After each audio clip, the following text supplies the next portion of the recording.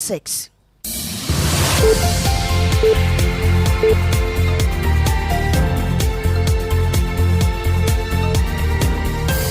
The news is live on Joy 99.7 FM and hits 103.9 FM in Accra. In Kumasi, we are on Love 99.5 FM and affiliates across Ghana's 16 regions.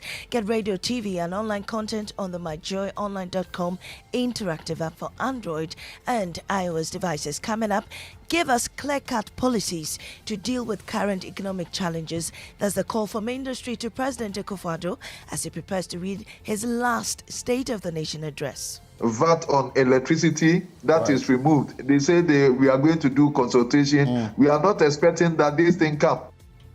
We'll hear voices of ordinary Ghanaians as some say they are not interested in the address. For me, I don't see anything new that he's going to say. 2016. He doesn't fulfill his promises. This State of Nation address does not interest me. All I know is that we are suffering. Also, government justifies reassignment of former Finance Minister Ken Ofori-Atta as special envoy on international finance and private sector investments on grounds that the president will tap into his wealth of experience. I'm surprised to hear the Honorable Ken Ofori-Atta is the one that landed the Ghanaian economy into challenge. I think that it's important that as a country, as we move forward, we focus on people's unique selling proposition, and we also focus on people's impact. In business, Cedi loses 4.44% in value to dollar since beginning of the year as corporate demand pressure mounts. We've got details on the Joy Business Report. These are more coming up with me, Mami Sinyameche Thompson. Please stay for details.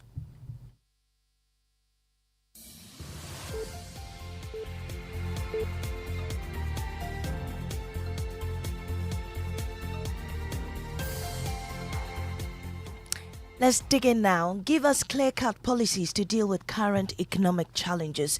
That's the call from industry to President Akufo-Addo ahead of the State of the Nation's address later today. The president will deliver his 8th address to Parliament, updating Ghanaians on the performance of his government in the last year.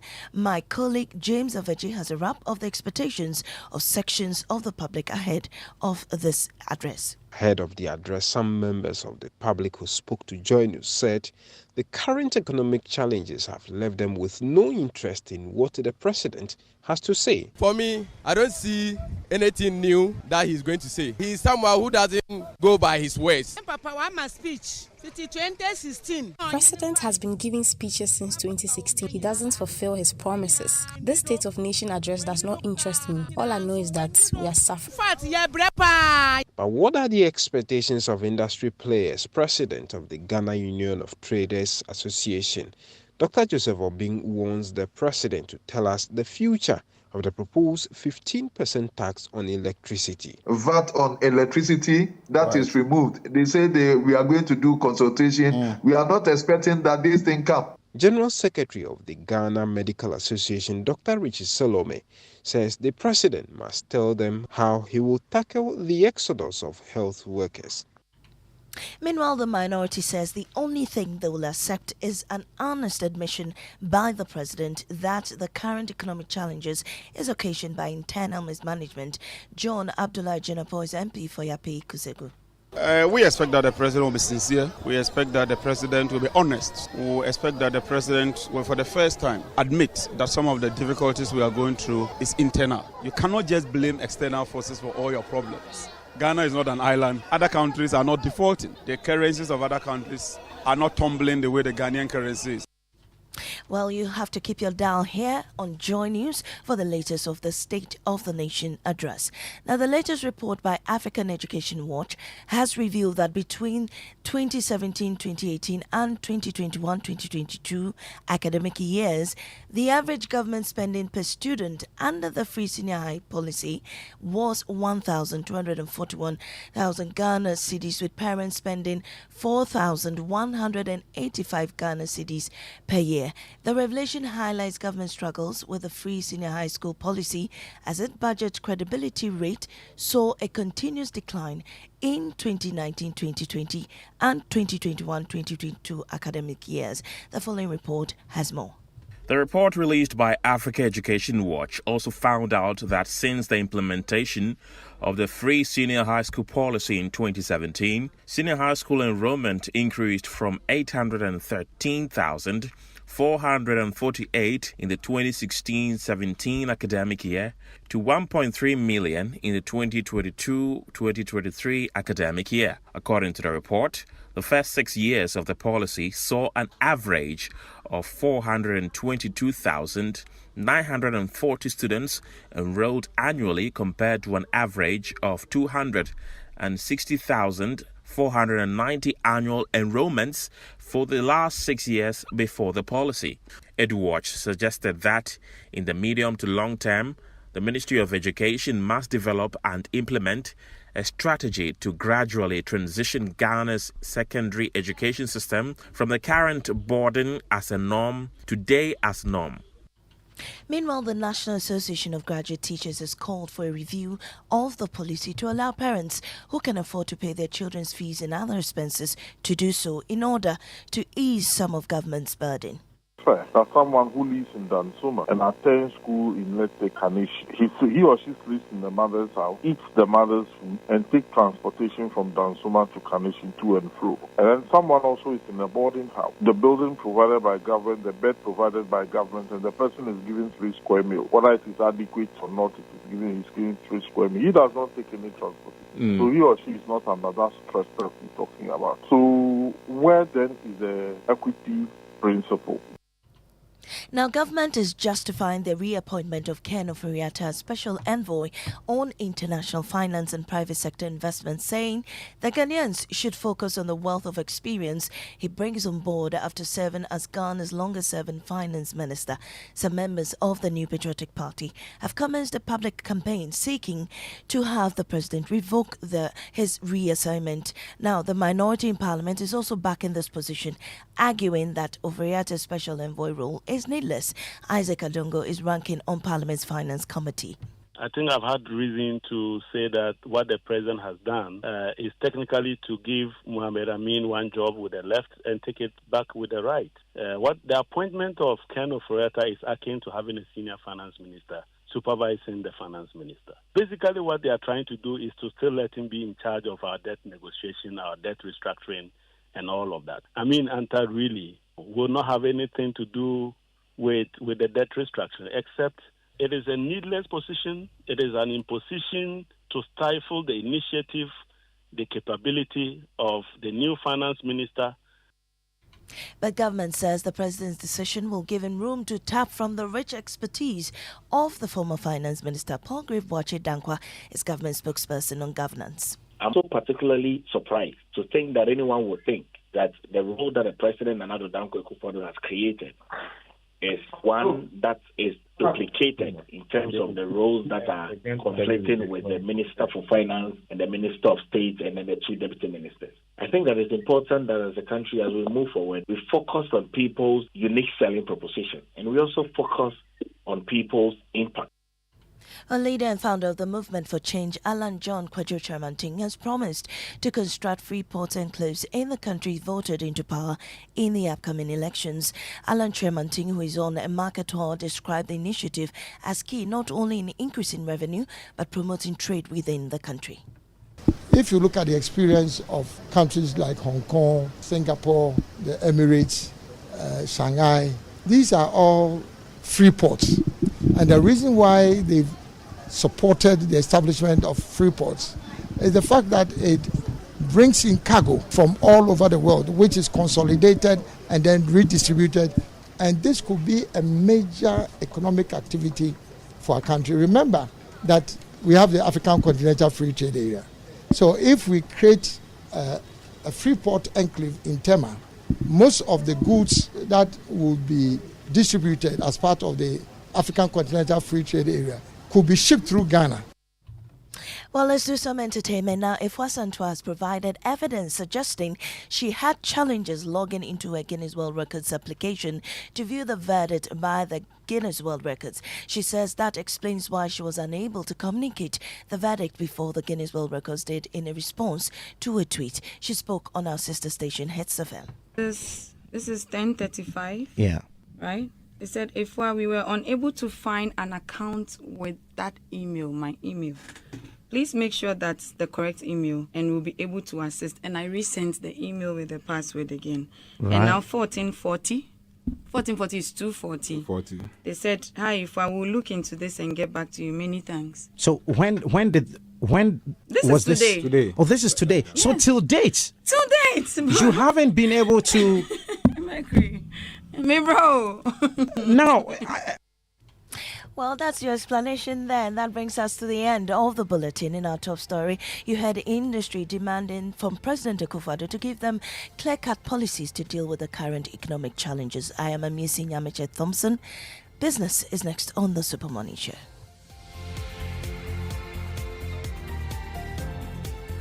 Honey, I know you're a bit hard up now, so I've decided to sell the gold necklace you bought for me, so at least we can pay our rent. Wow, that's so nice of you. But you see, there's just one problem though. The necklace, is actually not real gold. So it's not real gold, it's real what? It looks like gold, but it's actually fake. So all this while I've been walking around thinking there's real gold on my neck, not knowing it's Galamsey chain. Honey, I'm so sorry. Oh, sorry for yourself. No wonder you're broke. You continue being broke, sir.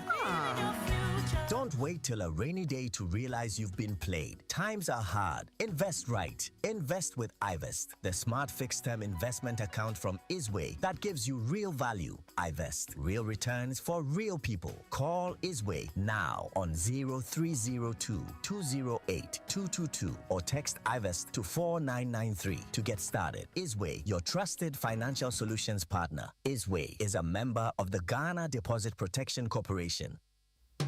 Millennium Insurance has enhanced its motor insurance policy cover to make life more comfortable for you, our valued clients, and in the event of vehicle breakdown whilst on the road. To ensure your safety and that of your vehicle, Millennium Insurance will ensure that your broken down vehicle is towed to a safe place within 1 hour of call and 30 kilometers radius from the place of breakdown. This service is absolutely free. Millennium Insurance, your trustworthy partner, is on standby to be of service to you. Contact us now on 0501 394 997 or 0501 285 821, 0501 394 997 or 0501 285 821. Millennium Insurance, your trustworthy partner. Dive into a new era of news consumption with myjoyonline.com, your go-to destination for cutting-edge journalism, giving you the most credible stories from business to politics and from sports to entertainment. myjoyonline.com introduces an upgraded news website meticulously designed to empower you with an enriched browsing experience like never before. Experience the future of news browsing with myjoyonline.com. You know, Papa, see that? And it's Rickety car. Hey, Papa! Bobo, so how's your engine now? It is half man, half amazing. Thanks to Quartz and you. Can't feel better energy. Can't touch this. Actually, guys, so Sancho's engine just died like that? Yes, so somebody managed to convince him that there is a better engine oil than Quartz. And he switched. Sancho Panzapa. Now, which engine oil can be better than Quartz? No other, my guy. Quartz with its age-resistant technology, it keeps your engine younger for longer. Now you know. Have you guys seen the new bottle design? It's superb. Quartz 9000 from Total Energies there improves fuel efficiency. Why do you think Mr. Mane and Logoso have taken the Quartz Nation movement World Cup like that? Sorry. Chairman Omani. Chairman. Hey, Chairman! Quartz. Keep your engine younger for longer. No matter your water needs, Sintex has it all. Sintex tank was first to introduce double layer tank, and now you can have as many layers as you want. Sintex tank was first to introduce white inner layer tanks in Ghana, and now introduces the customer specs order, which will let you order any color and size you want. Sintex tanks gives you the biggest warranty of 7 years, which no other tank gives you. So whatever your water consumption, size of project, or demand, choose Sintex tank. Syntex tank, stress-free. Syntex tank, reliable. Syntex tank, maximum guarantee. Call 0244-335-168. Kumasi 0505-555-666 or visit syntexgh.com. Syntex tank, a strong, a tough. Hey. So for the very last time, we'll listen to the president tell us the state of the nation. Hmm. But you remember the first time, don't you? Yeah, I do. He said things so. We are going to have to implement some tough, prudent, and innovative policy to get out of this financial cul-de-sac and rescue this economy, restore fiscal discipline and debt sustainability, as well as increase economic growth. Listen to this one too. We must create the atmosphere that generates jobs. We must boost the confidence of the private sector to invest in the economy. We must have the courage to start building our future and take the hard decisions that need to be taken to grow our economy. We have no choice but to reduce the budget deficit and cut waste in all sectors of public life. Yeah. Very soon after this, he appointed 126 ministers. So, I mean, today I don't think there's much that must come from us. We will just allow the experts in the various fields, right? Okay. Whether it's the economy, governance, energy, education, let them tell us. Based on what the president said the state of the nation was when he took over in 2017. What is the state of the nation today, 7 years after Nana Addo Dankwa Akufo-Addo has been our president? Yeah, and as we wait to hear from the experts, we've also heard the verdict from the streets, right? Chalet! Yeah, people are not so enthused or convinced. I ain't gonna lie. Yeah. People ball. Yeah. People ball. I mean, look, can you blame them? Can you blame them for taking a dim view of how things are going? It seems as though all hopes are dashed now. But how did we come to this point? Which is an important part of any State of the Nation address, right? You want to say how we got here, where we are going, and how we will get there, right? That's essentially a State of the Nation address. Yeah. So that question of how did we get here is very important. It's very important. How did we get here? By what degrees of slippage did we fall to this end? I'm sure we're going to hear about the Russia-Ukraine war. We are going to hear about COVID-19 that, sort of derailed every progress that was made. Look, if nobody will say it, I will say it. If we had been managing the economy so well, how did Ukraine and COVID affect us more than it affected others? If we were doing such a good job, how did those two things impact us worse than others? How? So don't let anybody lie to you about how well we were doing before these disasters struck. And I'm pretty sure we're also going to hear, as regards the economy, that we are turning the corner. We've made progress with the IMF. Yeah. Now these are the things we tout as success. Yeah. Our bid to beg for a bailout has worked. That's success. We begged faster than anyone has ever begged. They agreed to bail us out quicker than they agreed to bail anyone else out. These are the things we now tout as successes. Anyway, we wait to hear from the president for the last time. Yes, for the last time we'll hear what the state of the nation is. And whether indeed there is some final trick he intends to pull out of his hat in the last 10 months of his tenure. We hope so. Really? Well, I mean, I like to be realistic, but we'll see. Maybe like Houdini, he saved the best till the very last 10 months. Well, especially when your vice president says he was just a driver's mate. Well, that gives you away. Yeah, well, he says he was the mate. You are the driver. So, driver, where are we going? In the last 10 months, where are we going? Where are we going? All right, we'll find out. The 6 a.m. news was brought to us by Total Energies. Total, we go the extra mile for you, and Millennium Insurance, your trustworthy partner. Of course, it's time for us to get it going with the Joy Business Report, brought to you by Omni Basic Bank, at your service.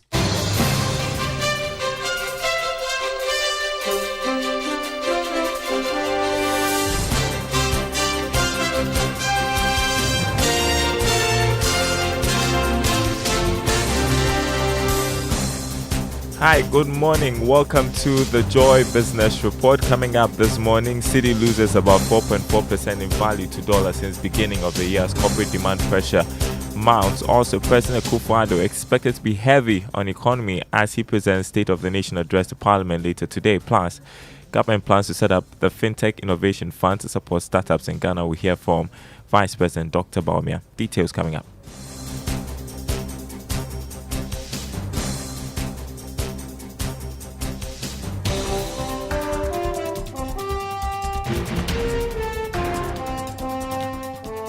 My name is Daryl Kwao. Thanks for being with us this morning. Special good morning to our friends listening from Koforidua on KTU Radio.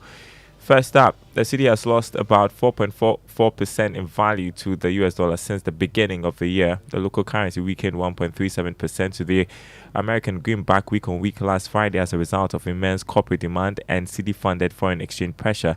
Here's more. Despite the central bank selling $18.5 million on the spot market, it could not keep the cedi afloat as it weakened to close at a mid-rate of 12 cedis 75 pesos to the dollar. Similarly, the cedi shared 1.10 and 1.47% to the pound and the euro, respectively, on the retail market. Last week, the government paid off coupon obligations on the new bonds, releasing a total of about 5.1 billion cedis. Analysts believed the improved liquidity of the local units on the market supported the cedi funding towards foreign exchange demand. Additionally, investors are pricing in uncertainties regarding rising inflationary pressures. The analysts expect a similar narrative at the close of this week as the cedi continues to weaken across the major trading currencies. All right, a good time to check the currency market this morning. The dollar going for 12 cedis 75 pesos. That's on the retail market. The pound going for 15 cedis 85 pesos. The euro going for 13 cedis 53 pesos.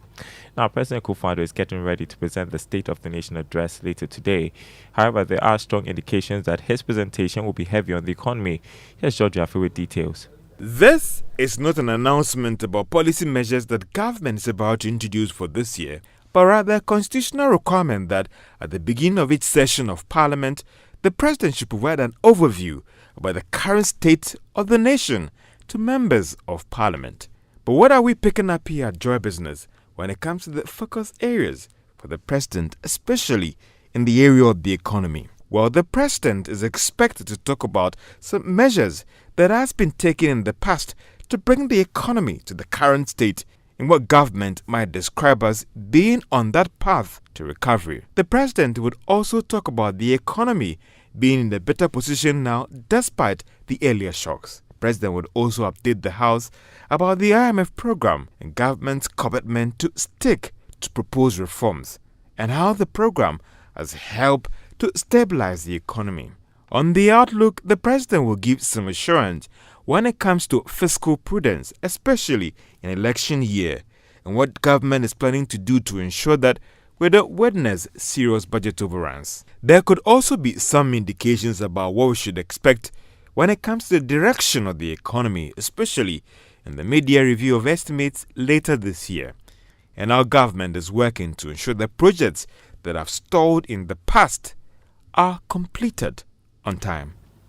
George, I feel with that report, economist Dr. Patrick Esuming is urging businesses to be measured in their expectations ahead of the State of the Nation address by President Akufo-Addo. According to him, he does not expect any major economic policy apart from what is contained in the 2024 budget. Already, the business community is asking government to implement measures to ensure fiscal discipline. Dr. Esuming has been speaking to Joy Business.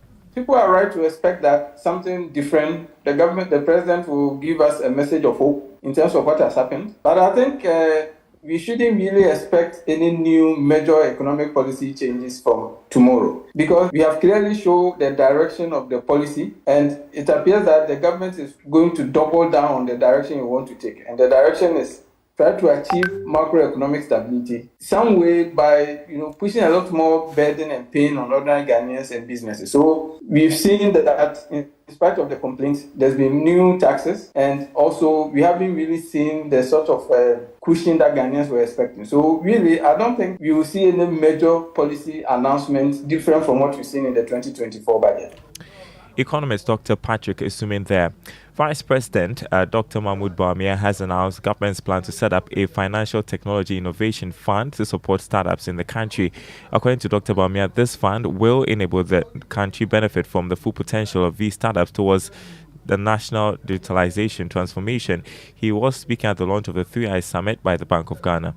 What is clear in this whole journey towards digitalization, what for me has been so amazing, is that most of the digitalization that we are seeing is homegrown.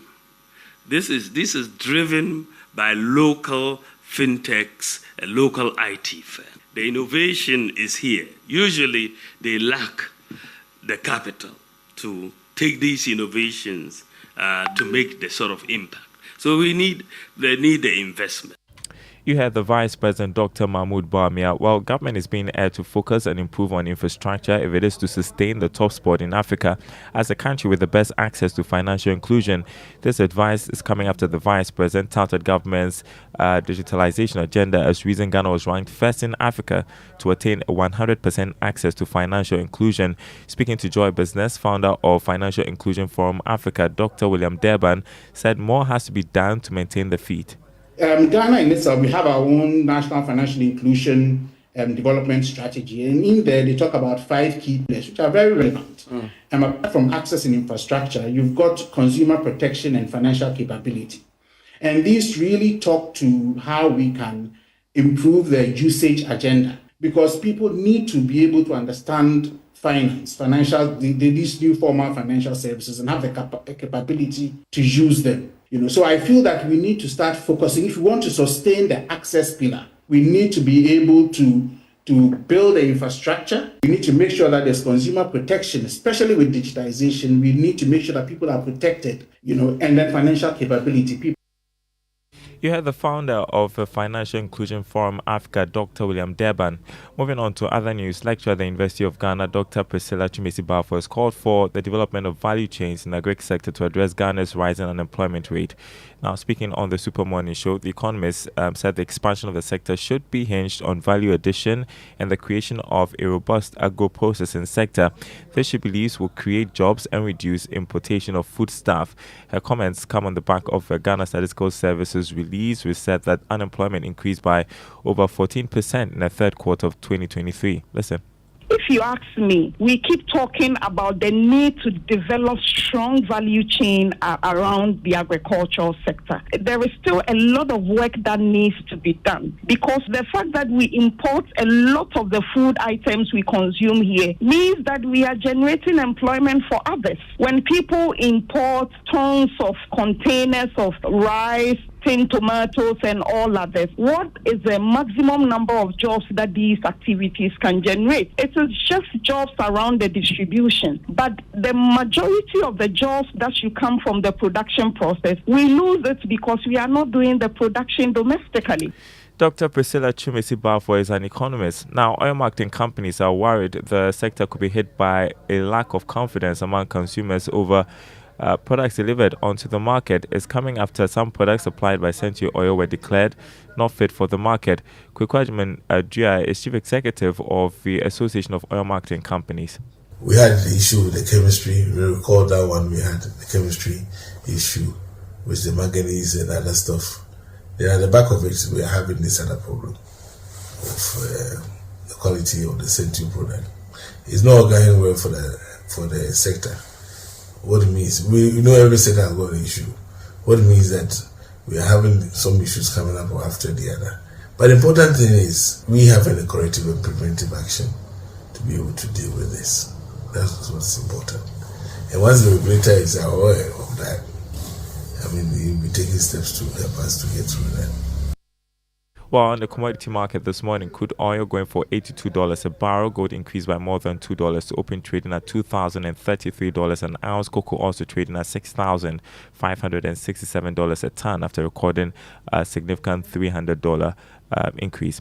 Now, on Investor Eye today, make it a point to always seek financial education. You can get a lot of information from the Bank of Ghana or a licensed financial institution to make the best decision when investing. Let's listen to Augustine Amakodonko, Chief Manager of the Financial Stability Department of the Bank of Ghana.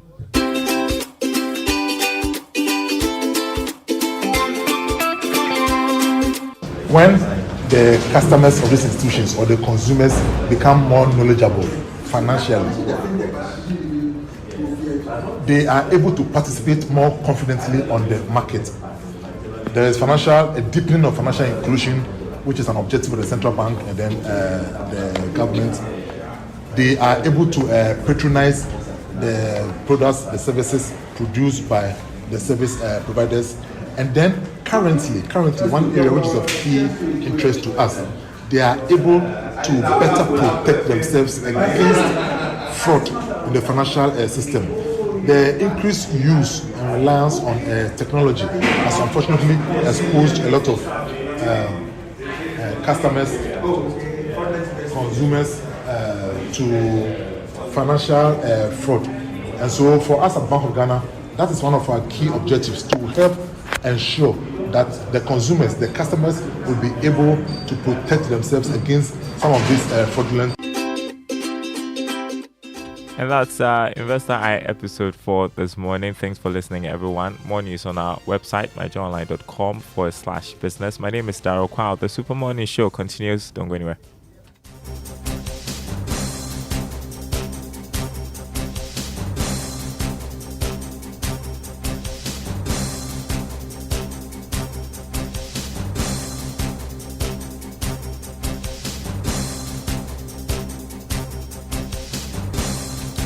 Thank you very much, Daryl Kwao and the team. I can see the smile on your face.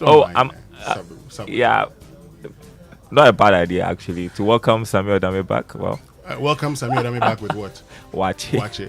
Okay, then you can talk to him. I'm sure he may probably want to help all of you. Are you welcoming him or is he welcoming himself back with this Wachi? Anyway, who is providing the Wachi?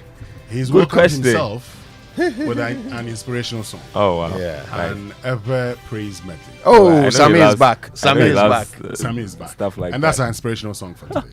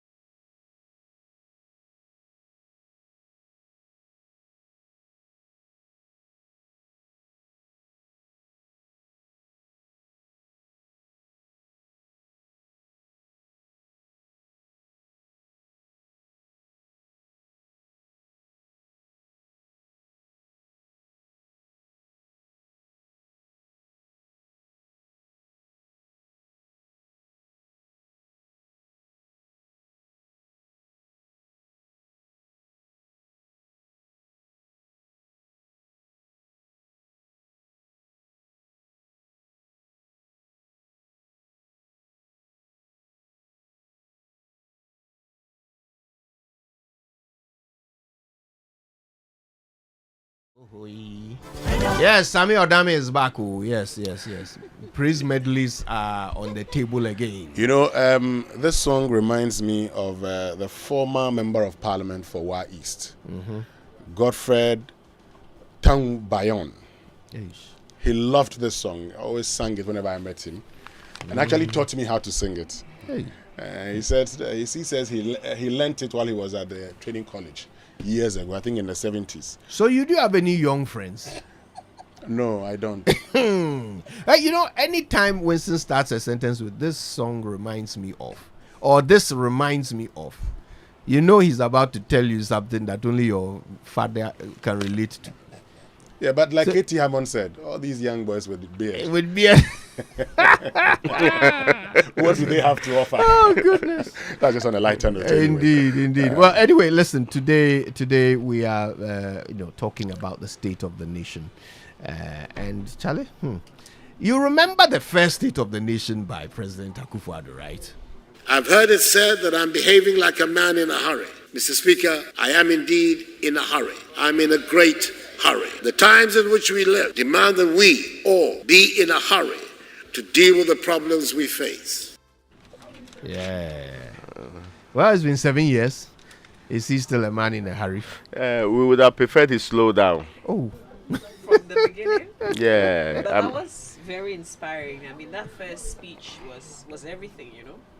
It was. Yeah. And this is what, this is one of the things that really appealed to people about President Akufo-Addo. His oratory ability. You can't take it away from him, no matter what. Yeah. Winston was telling me this funny anecdote about, someone from the NDC who was still looking forward to President Akufo-Addo delivering addresses at the UN. Yeah. Just because it would make Ghana look good.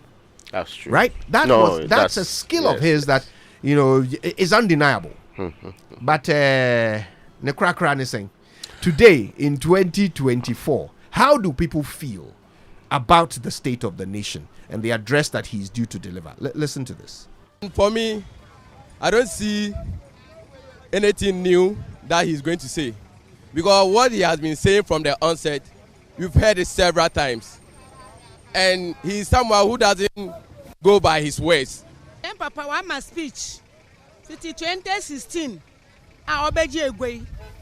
President has been giving speeches since 2016. He doesn't fulfill his promises. This State of Nation address does not interest me. All I know is that we are suffering. In fact, for me, I wish he will be going the next day after his speech, because he has never worked on his promises. Yes, I will vote, and I will vote wisely. Akufo-Addo, he has said a lot of things, and we've not seen what he has done. So I don't know what he's even coming to say. To my opinion, he's just wasting his time. His time up. He should just leave. That's it. Since they took reins of power, and we expected a lot, but as we speak, our expectations largely has not been met. So we are left with just barely 10 months to, So I could like say if them go tear the pressure top small give you bab. You want me them tear the pressure small top? Okay, well, that's the situation on the streets. Kojo, let's go for our drive safe tip for today, because later on the show we'll have a conversation about Akufo-Addo, all the things he talked about, including a lack of fiscal space, and he not allowing that to happen under his tenure, and that we would have burrowed ourselves into a very terrible situation. Yeah. So and that under his watch is not going to happen. Yeah. So he said that Mahama government had record amounts of resources. Yes. With which to govern the state. Well, one of the things we're going to do today is that you do the analysis from what he promised in 2017, and then check your reality today. Just these two things. But let's get to our Drive Safe campaign, brought to us by Joy News and the Multimedia Group, and supported by Toyota Superior Quality and Imperial General Assurance Solid Protection. And so the tip for today says, use headlights wisely. Now, knowing when to use your headlights, including fog lights and high beams, is another key part of being a defensive driver. It's required to use your headlights at any time of the day when driving through tunnels, in rain, or through road construction areas. If in doubt, turn your headlights on ahead of time. Make sure not to use high beams unless you're a safe distance away from other vehicles to avoid blinding those drivers. A lot of drivers in this country don't know this. Make sure not to use high beams, or we say highlights, unless you are a safe distance away from other vehicles to avoid blinding those drivers. There are many of them who use just the high beams at night or at dawn. That's all they do. I mean, it doesn't help that our street lights are, so few and far between. But the truth is, your high beams are a hazard to others on the road, especially those driving ahead of you, and of course those coming in the opposite direction. Just imagine somebody who has the potential to drive straight into you. You are blinding him. What outcome are you hoping for? Especially mindful of the kind of roads we have in this country. Yeah. Anyway, thanks for that tip. All right, let's learn how to say it right now, which is brought to us by Kingdom Books. At Kingdom, quality and affordability are their hallmarks. And Societe Generale Bank Ghana, the future is you.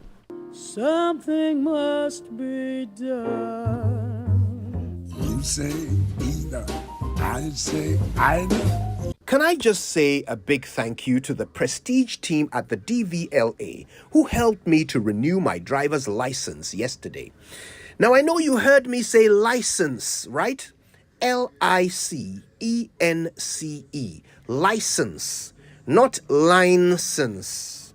The word license comes from the Latin licentia, which means permission or freedom to act. Now, I'm sure you've also seen the word spelt like this, License. Now, that is the verb license, which means to grant a license. So the noun is spelt with a CE and the verb is spelt with an SE at the end. But either way, there is only one N in it. So you say license, not license. That is how you say it right.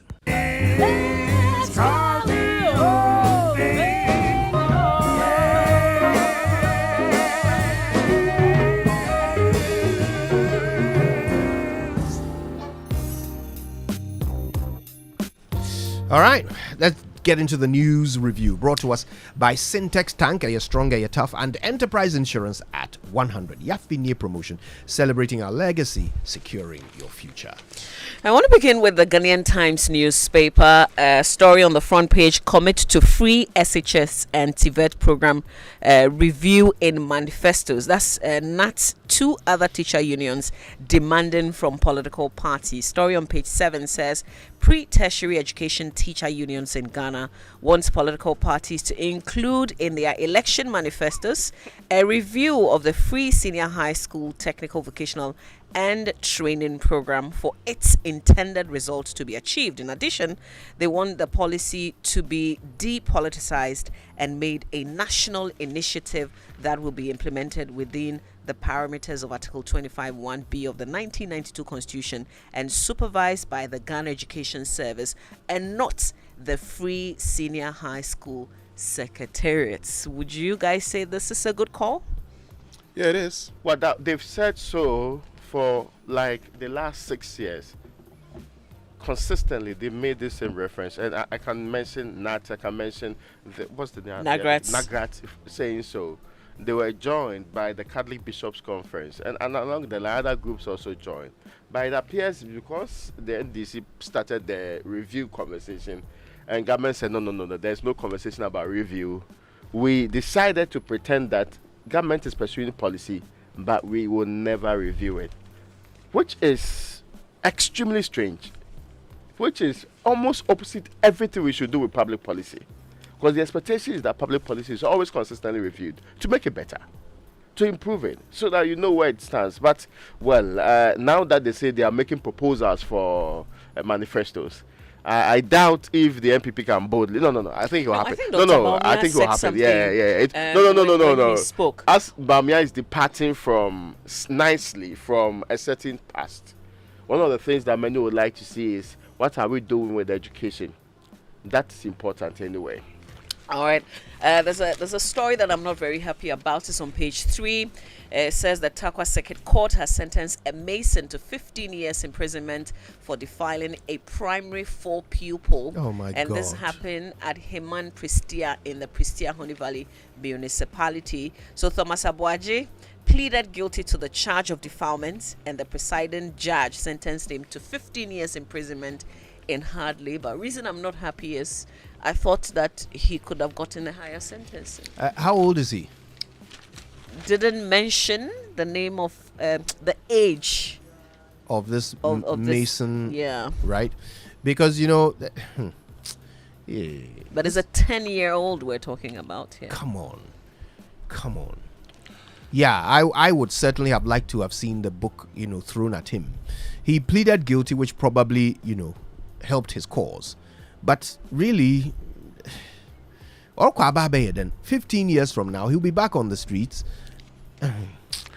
Let's get to the finder for this morning. And the finder Someone's says 10-year-old President daughter. Akufo-Addo delivers last State of the Nation address today upon Nkrumah Direct's opening of Real Estate Agency Council office by April. ICGC's 40-year journey, Pastor Mensah Otabil's testament to faith and inspiration. The big one here says FinTech Innovation Fund coming to give startups greater investor visibility, according to Dr. Mahmoud Bawumia. Yes, and that story about fintechs on the front page, I suspect they should sit with Professor Peter Kotti and co, because they've been doing a lot of work in promotion of fintech, connection with that. And again, well, there's a big conversation. But I've heard Mahama also talk about fintech. Perhaps that's where we are taking, which is captured, I think, wonderful. by some of the papers yesterday. Now, finance is the future. All of a sudden, you also would realize that there's this, my John This is Online boot for boot, story yeah. from 2020. Oh, I see. Now, I've seen the NDC guy circulating. It says, look, we have been talking about this. Oh, I see. We have been talking about this. You know how we do things in Ghana. All of a sudden, but this is... And then, not long after that, I hear Mahama saying, Bawumia is stealing my ideas. No. You see, I'm happy that at least they are congregating on ideas. Yeah. So at least we know the main areas that the middle grounds are, so that we can all agree and push those ones forward. You see, the problem with politics in Ghana is that because we are so divided, right? We're so polarized.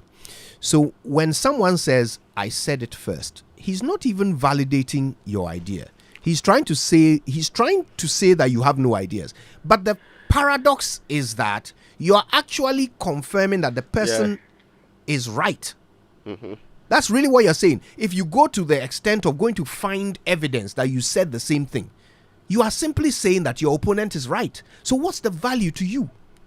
If you are trying to convince the voter to choose you instead, what's the value to you of saying that your opponent is right? What do you get from that? I hope a lot more energy is channeled towards making the BOG an enabler for the industry. Now, the Daily Graphic is reporting that President presents SONA today in a State of the Nation's address, and already been giving indications of that. And there's another story about teacher unions making proposals for party manifestos too. But the biggest story on the front page: review new taxes. GPCC urges government. This is the Ghana Pentecostal and Charismatic Council. They say you should review, take a second look at the introduction of new taxes and explore alternative revenue mobilization avenues. Perhaps now that the pastors, some of whom sit on the cathedral building committee, are now speaking up about taxes, we would have government listening keenly. It's not loud enough, Oh, Raymond. it is the biggest story here. By the way, It's that's not another loud thing enough. that President Akufo-Addo touched on in 2017. The fact that he was going Taxes. to reduce tariffs. Oh yes, nuisance taxes. Yes. Then we tinkered with some 15 or so. Oh, those were bright days. But well, anyway. Now, also on the front page, Jospon Group to build waste treatment plant in Lagos. That's on the front page there. A very big story. Now, Tamale, Sangnarigu suffer acute water shortage. That's at the back page of the. This is 21st century. If you see pictures like this where people are still struggling, hovering around, what they call it, I'm not sure where this is in Tamale. Describe the picture. I see like there's Is one that of those stagnant water? Or yes, that's and it looks like one of those 1v1 dam kind of dams, right? So a stagnant pool of water with animals feeding. Yes, feeding on one side. Then people are fetching water on the other side with the yellow cans. Then people are also washing stuff close to it. There are bicycles. People. It looks like a family also trying to prepare for work in the morning there. And picture. So how do we have this in our country and still argue that we are equal to people who are flying to the moon? How do we make that argument? In this century, the that we are expectation equal. is that we can do better. Well, the description of the picture says residents are competing with animals for water at a dam. And, well, that's terrible. We cannot have that anyway. All right, what else? Let's quickly go through the Daily Guide newspaper. There's a story about Ghana having the cleanest fuel.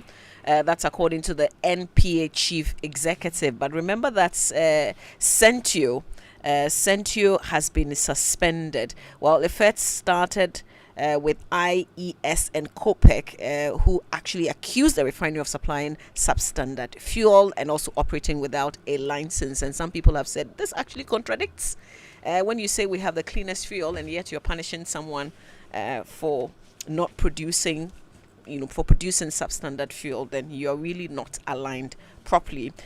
Also, Nana speaks to MPs today amidst tight security. Mahama 24-hour economy empty slogan, and MPs impressed with SML's data center. Also, Hatch gate crashers in trouble. They've set new guidelines. If you go without proper license, you will be punished. That's if you go to Saudi.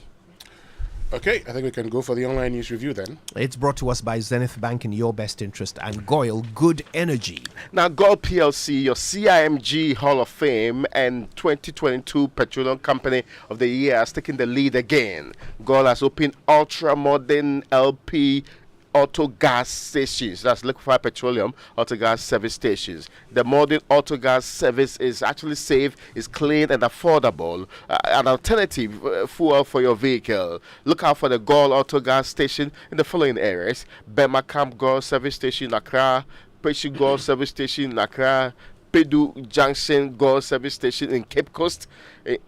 Western in Pinson GOIL service station in Takrade, and this one Marvin cannot mention about Kentin Chrono GOIL service station in Kumasi, and then there's GOIL delivering the safest and the affordable gas at your I didn't see one in the Eastern region. GOIL Good Energy, GOIL Jenaya dia. All right, well, listen, we're going for the BBC News now, but go to myjoyonline.com and find out why Isaac Adongo says Ken Ofori-Atta is technically the senior finance minister, among other stories. All right, BBC News now brought to you by Fidelity Bank. Believe with us, an Old Mutual, 10 years of greatness in Ghana, here for a lifetime. For decades, we have helped businesses connect with their trade partners all over the globe. From Ghana to Burkina Faso, Cote d'Ivoire, Benin, Togo, Senegal, China, Morocco, France, Netherlands, and many other countries. We have made it possible to bring Ghana to the world. We have brought small and medium businesses closer to their customers across the regions in Ghana with our SME support facilities. We have brought relief and smiles to the faces of families with our employee personal loans.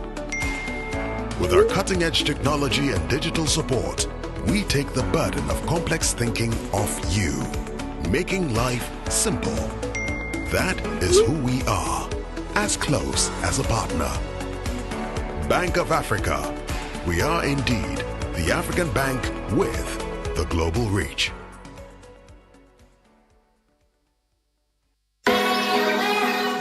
We've conquered Ghana with you, escaped with you to the western region, gone on the Savannah Safari together. Remember that Fajeto conquest, kayaking on the Volta Lake? Those were very educative, fun, and memorable discoveries of Ghana we made together. It's now time to take it a notch higher. Make new new discoveries, create new experiences, and relive nightlife back in the days with the Eastern Camp Adventure. This time, let's pitch camp on top of the serene Ebri Mountains. Experience the adventure of tent accommodation, sit by the fireside, and relive those typical Ghanaian moments with a Nancy Stories jungle party with barbecue, Jama night, movie, a visit to the cinema waterfalls, and the Wukugwa, among other historic places. Let's also spend time at the Safari Valley Eco Park with good lunch. With only 1,500 Ghana cedis, your transportation, access to tourist site, full board meal, and everything else is covered. Save a spot now. Pay via Momo to 059-303-8842. Name on Momo is Daniel Boyfio Multimedia Group. And please reference Joy Camp. Short code to purchase ticket is *714*003#. For more information, please call 0302-216540. The Eastern Camp Adventure, discoveries, fun, and memories.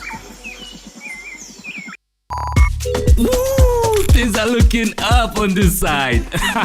When you upgrade to the enhanced GCB mobile app, you start doing more with ease. Create a GCB instant account easily and conveniently with your GCB mobile app and start sending and receiving funds. All you need is your Ghana card. Pay your bills, subscriptions, and fees to multiple merchants safe and secure. Charlie, tap the app. Open a GCB instant account and experience the recoded vibe. You're able to top up on all types of ECG prepaid meters with their special card readers and keep the power on. No worries, no stress. With GCB mobile app, you can also generate prepaid and virtual cards to use on ATM machines, POS devices, and for online transactions. Well, I pay my subscriptions and fees with my GCB mobile app conveniently.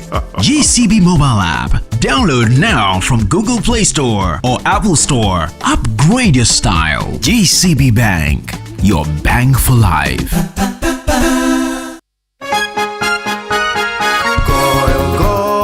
Good energy powers the things that people do to empower themselves. It fuels families, communities, businesses.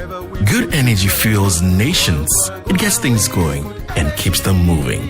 Good energy isn't just what we do, it's who we are. Goil, good energy. And that's why I choose Goil. I'm a Zuma Nelson, 3-time world boxing champion, and a patriot.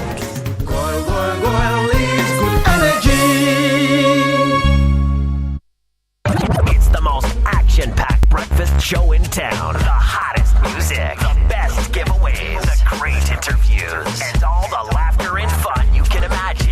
Don't miss the Super Morning Show on Joy 99.7 FM. It's the best breakfast show in town. Hello and welcome to Newsday on the BBC World Service with Devina Gupta and Rob Young. Coming up, with talks going on about a temporary ceasefire in Gaza, the US President Joe Biden says he hopes an agreement can be reached by next Monday. We'll hear veteran American foreign policy operator John Bolton's thoughts on Middle East security.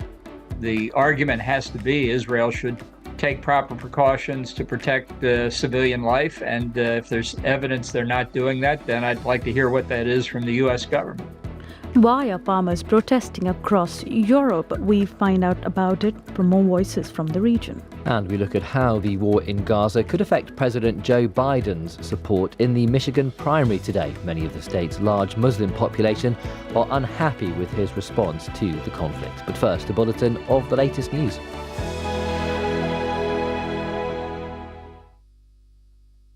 I'm Stuart McIntosh with the BBC News. Hello. President Biden says Israel has agreed in principle not to engage in military activities in the Gaza Strip during the Muslim holy month of Ramadan, as negotiations for a temporary ceasefire between Hamas and Israel continue. Mr. Biden was speaking on a talk show on NBC.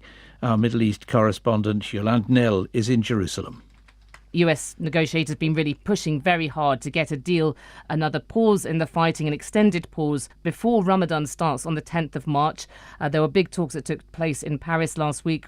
We're hearing from the Reuters news agency this morning that Hamas has got this draft proposal from those talks in Paris. A source telling the news agency it includes a 40-day pause in all military operations, the exchange of Palestinian prisoners for Israeli hostages at a ratio of 10-1.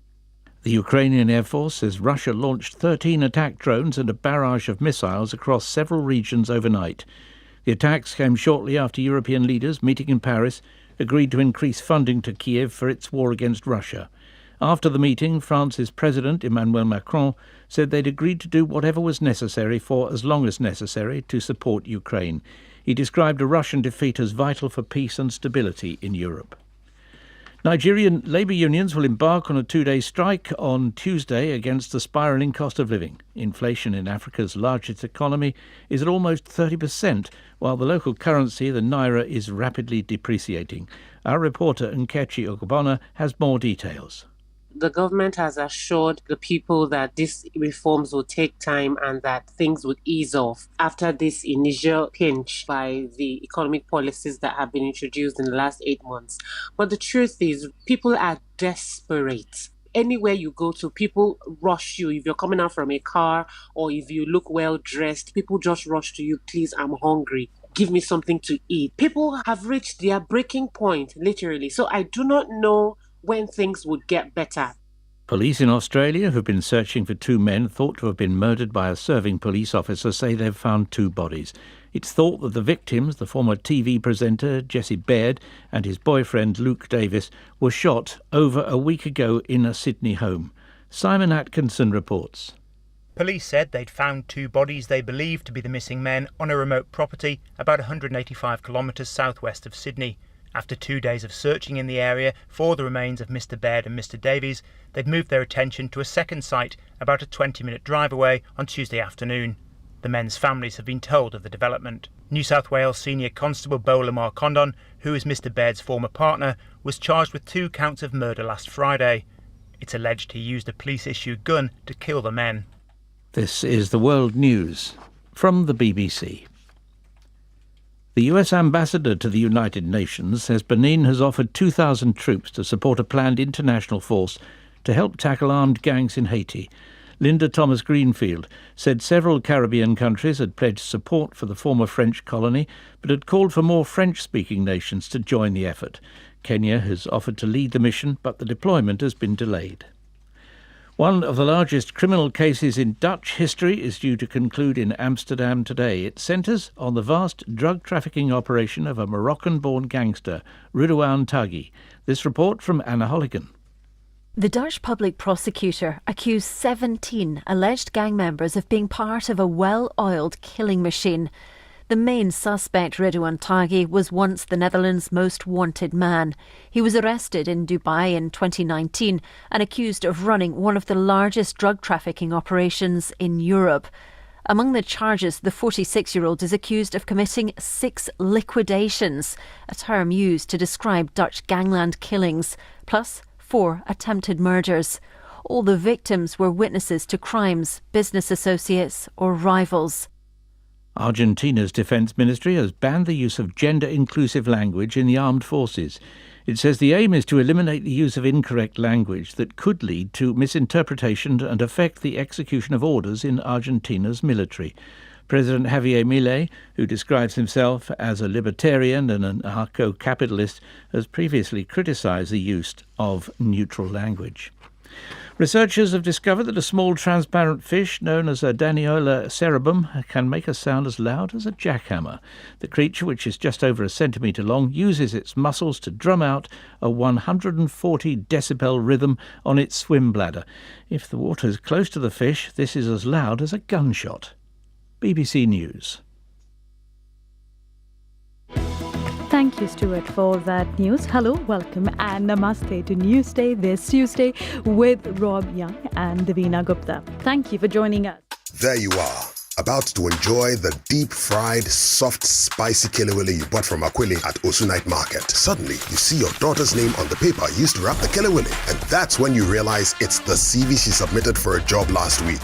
The job market is changing rapidly. AI, clouds, holograms, who knows what's next? Approximately 120,000 tertiary students graduate every year. What makes your child stand out? Get your child the X Factor to get ahead with tech courses from ALX. Choose AWS Cloud Computing, Salesforce Administration, Data Analytics, Data Science, Front-End Web Development, Back-End Web Development, or AI Career Essentials. Search ALX Ghana online to apply now. ALX, do hard things.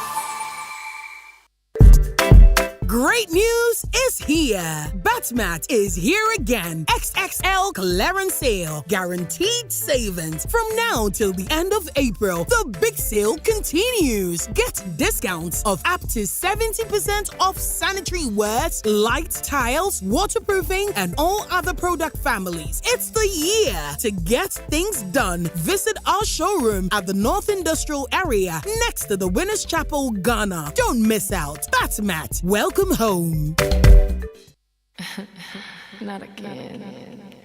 Oh, this ain't supposed to happen to me. Coffee in your cup. Enjoy on the set. The Super Morning Show is always the best bet. On You see that hate that they serving on a platter. So what we gon' have, dessert or dessert? I never thought I'd be in love like this. When I look at you, my mind goes on a trip. Then you came in and knocked me on my face. Feels like I'm in a race, but I already won first place. I never thought I'd fall for you as hard as I did. You got me thinking about a house and kids. Yeah. Every morning I look at you and smile. 'Cause boy, you came around and you knocked me down, knocked me down. Sometimes love comes around and it knocks you down. Just get back up when it knocks you down, knocks you down. Sometimes love comes around and it knocks you down. Just get back up when it knocks you down, knocks you down. Always the best bet. On Joy.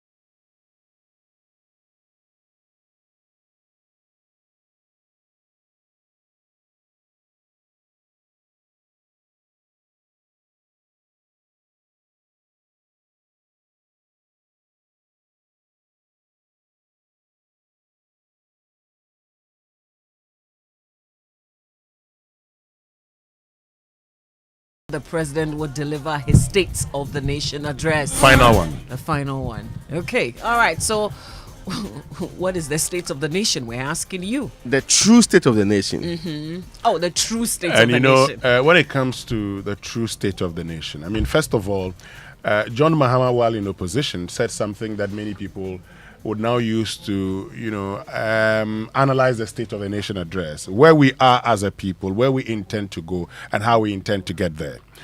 Dr. Mahmoud Bawumia, in April 2022, also said something about the economy, which would actually get all of us to appreciate how we will go about it. Now, he said at the time that the state of the economy is how you feel in your pocket. That is the most important thing. So today, I want all of you to look at things and tell us whether the state of the country today is better. And that's why I started by saying, you look at all that Akufo-Addo said and your reality. Your reality is how you feel today. And that's the most important thing. But let me share with you the UPSA Law School Point of Law series for today. It's one that I know that you would love, Raymond Akwa.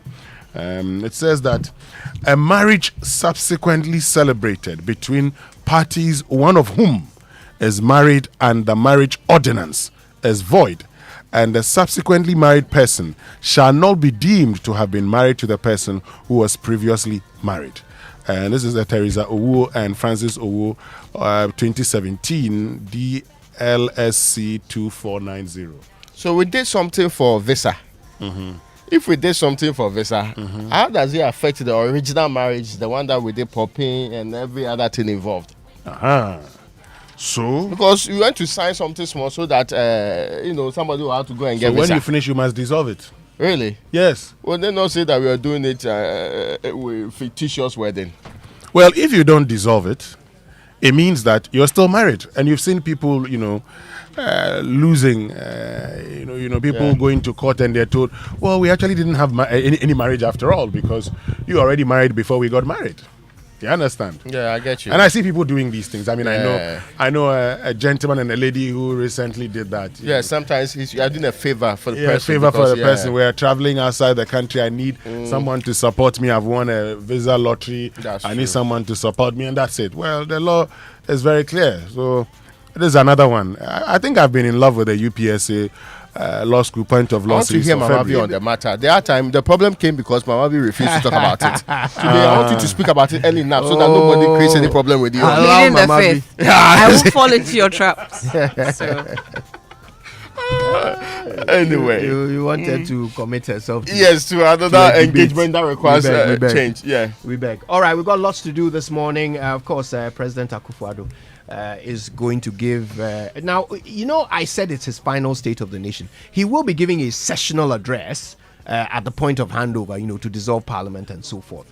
That is also seen as a State of the Nation address, although, to be fair, it's not exactly the same. So this is his final actual State of the Nation address, but there will be a sessional address to Parliament at its dissolution in January 2025. So this is the last State of the Nation address from President Nana Addo Dankwa Akufo-Addo. And of course, expectations are interesting. Expectations are not as high as you would have thought. Listen to this. For me, I don't see anything new that he's going to say, because what he has been saying from the onset, we've heard it several times, and he's someone who doesn't go by his words. Papa, one my speech, 2016. President has been giving speeches since 2016. He doesn't fulfill his promises. This State of Nation address does not interest me. All I know is that we are suffering.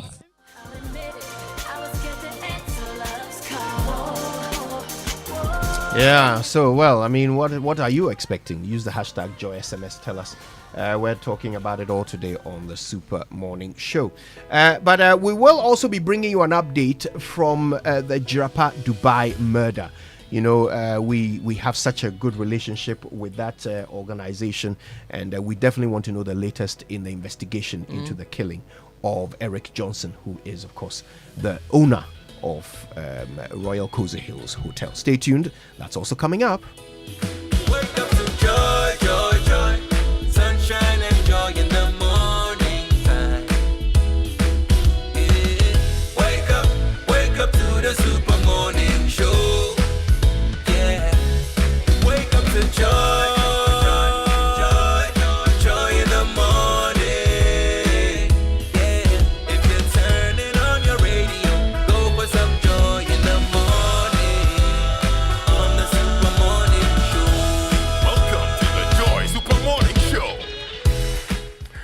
And save the date for the 4th edition of the Omni-Basic Bank Health Walk happening on Saturday, March 2, 2024 at the forecourt of the State House.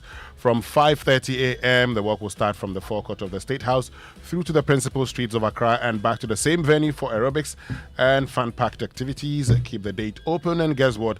Participation is completely free, so come with your friends and family. Let's promote a healthier community. Remember, the date is Saturday, March 2, 2024, and it's the Omni-Basic Bank Health Walk. Better health starts here. For more information, kindly call our contact center on 0307 086 000 or 0307 758 555, or you can call toll free on 0800 100 790. Omni-Basic Bank at your service. Now, Toyota users, get ready for a revolution. If you want your Toyota engine to function optimally, then there's only one choice: the genuine Toyota motor oil. The Toyota Genuine Motor Oil has been rigorously tested and proven to be the best oil for your Toyota engine, specifically and specially crafted to keep your Toyota engine running smoothly and efficiently. The Toyota Genuine Motor engine is available at all Toyota Ghana branches across the country. Nothing makes your engine happier than Toyota Genuine Motor engine. For bulk purchases or distribution, contact Toyota Ghana on this number: 0302 428 8901, 0302 429-801. And Toyota Ghana Company Limited is proud to be associated with the Joy FM Joy News Drive Safe Safety Tips on the Super Morning Show. Toyota, superior quality. You know, every time we eat, food and sugars are trapped between our teeth, leading to tooth decay, gum disease, and in some cases foul breath. Now, this is how to get rid of this. Pepsodent Charcoal is made of a fine blend of fluoride with a unique combination of natural charcoal, lemon, mint, and zinc to whiten your teeth, also strengthen them, and remove bad odor from your mouth. Charcoal White gently polishes away tooth stains and naturally restores your bright smile. If you're a herbal lover, then try the Pepsodent Herbal Toothpaste, which is also infused with a unique blend of green tea and herbal extracts, formulated to repair and protect your gums while giving an all-round cooling sensation. Pepsodent Herbal also releases, repairs, and protects gum tissue while giving you strong teeth. Now, always remember to brush your teeth in the morning and before you sleep at night. And thanks to Pepsodent, Pepsodent has been educating Ghanaians on how to brush their teeth for 25 years. Pepsodent is recommended by the Ghana Dental Association, and Pepsodent is giving you the opportunity to talk to a dentist for free. To take advantage of this, call the toll-free number 0800 161 000. Grab Pepsodent at any shop near you, and you can get in touch with your customer care center on toll-free 0800 2030. Pepsodent, every smile matters. Now, get the best returns on your investment. Invest with iVest, a secured fixed-term investment from Isway that offers so much more with a minimum of 5,000 Ghana cedis over a minimum period of 3 months.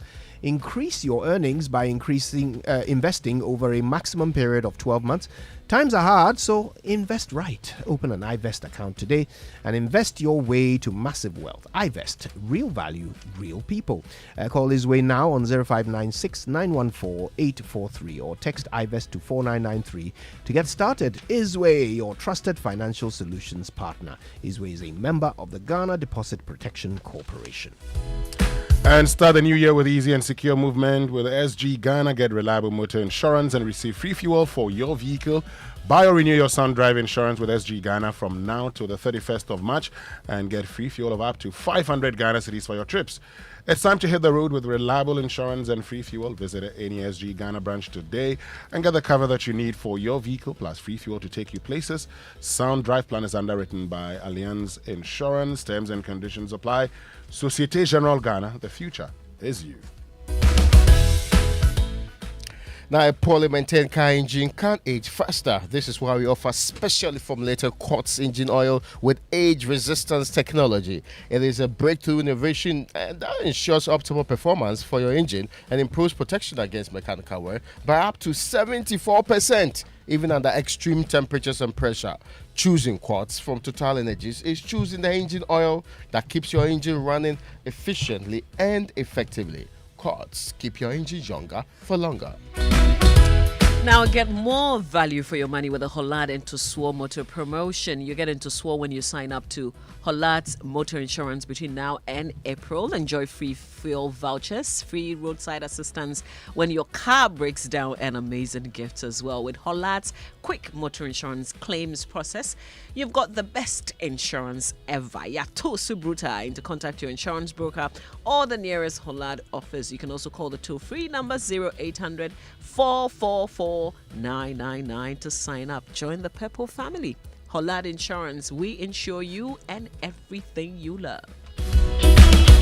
All right, if you can't wait to visit family or friends in London, well, now you don't have to. That's because British Airways flies there 10 times a week to 2 different airports. Of course, you can fly into London Heathrow or Gatwick Airport. Treat yourself to British Airways' Club World and experience exceptional levels of comfort and service. Club World comes with a seat that reclines into a fully flat bed and offers you a premium dining experience. Or you can fly World Traveller Plus and enjoy a quieter, more spacious cabin. Fly British Airways and experience the best of British hospitality on your journey to London. Don't wait. Book now at ba.com.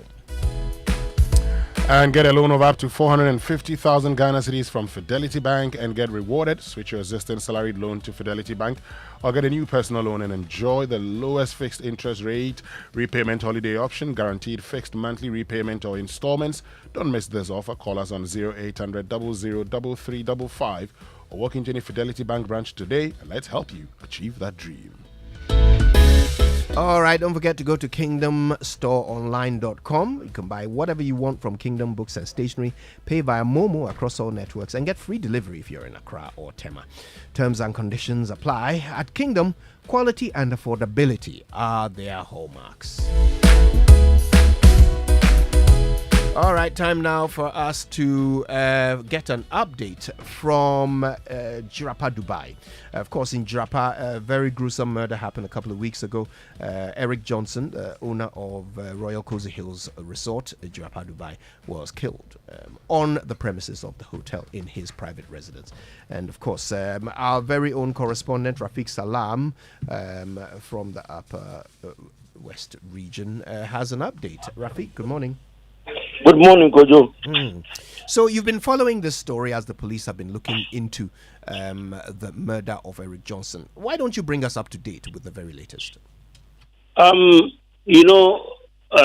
the incident happened on February 11, the police came up with a statement of the arrest of one person. Then later, another statement came arresting 3, making the number to 4, and it was up to 7 within 3 days. And then later, there were a couple of people that were invited by the police, interrogated. But what I can tell you, or what I can report to you, is that out of the number of 8 persons that were arrested by the police, they were profiled, and then 3 were released on police inquiry bail. So leaving 5 to go to court. But the most interesting arrest among all was one man who was a human resource officer of the Royal Cozy Hills Hotel in the name of Elisa Mahama. From the investigations that we have done, our source told us that he was a human resource officer of the Royal Cozy Hills Hotel, had his sacking on Thursday, Friday, Saturday, Sunday, and then the incident occurred. And so our investigators revealed that he left Yoba during the wee hours of Sunday and then left for Takwari. And so our eyes, we haven't taken it out of the guile. And then we were told that he was arrested by the police at Takoradi on Thursday. That was around 15th. That was around 15th, and then airlifted from Takoradi to Wa, and so they did the investigation there, and then later took him back to talk about it. That was last Monday. That was last week Monday. That was on the 19th. And they took him to talk about it, and then he's back to work. And so what will happen is that come tomorrow, on that's February 28th, the 6 persons will be arraigned. I mean, 5 persons will be arraigned because you remember they appeared at the court 2 weeks ago at the Ward District Court, and they were remanded into police custody to appear in 2 weeks. And so they were adding this latest victim tomorrow, and then they appear in court at the Ward District Court tomorrow. So that is the information that we had regarding the Royal Cruise Hills Hotel Death Saddle Act that took place on February 11th.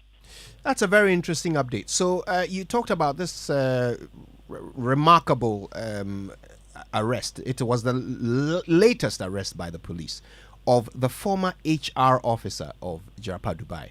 Now, what you are explaining is that he was actually sacked from his role as HR officer on the Thursday before the incident. Yep. The incident happened Saturday night into Sunday morning.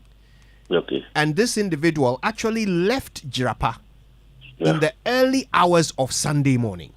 Yeah. So he was picked up by the police all the way out in Takrady. And airlifted back to Jarapa for interrogation. He was brought to Wa. Right. On a commercial flight. And then later moved to Jarapa for further interrogation. And he was later brought to Wa. And then later taken back with the same commercial flight to Accra en route to Takrady. Right. And then he and at the moment he is back in Wa or Jarapa? At the moment he's back in Wa, and then he's been interrogated by the police. But tomorrow all of them are expected to appear in court. Right. That's the Ward District Court tomorrow. So altogether, a total of 8 people were arrested, but 3 have been released on police bail. Police inquiry bail. Right, understood. So at the moment, there will be 5 people appearing before the court tomorrow. Yes, the 5 will be that were earlier arrested, and they have been remanded into police custody to appear on February 28th. And so I'm told from the sources that this latest arrest will be part of a team tomorrow that will be at the Ward District Court. And Rafiq, what are they being charged with? Because following the earlier court appearance, there were no charges preferred against these people who have been arrested. What happened was that when they took them to court, our information was that when they got to court, their pleas were not taken. And so the police pleaded for more time to conclude investigations and interrogations and their investigations. And so they prayed to the court, and the court really accepted their plea and then also granted their wish, and they were taken to into police custody to appear on February 28th. And Rafiq, following again the story, there's the Jarapa Area Youth and Development Association who have been making some appeal. In fact, I understand there was a joint statement. They're asking for people to volunteer information to the police to facilitate the investigations into the case. What do you know about this? Yes, the Jarapa youth, initially they wanted to have a demonstration, but after sober reflection, they thought that they would do a press conference, and so they did a press conference, and this was where they made. This was a press conference that they made these statements saying that they are ready to support the police in whatever capacity. So they think that they will be of essence to them, and so they are more than willing to give information. Other people wanted. Were saying that if they even had this culprit, he should be given for them to treat him in their own way. But the law doesn't permit that. But they are fully prepared to support the police in whatever that investigation that they may be of interest to unravel the mystery surrounding this Carlos Pinos Act.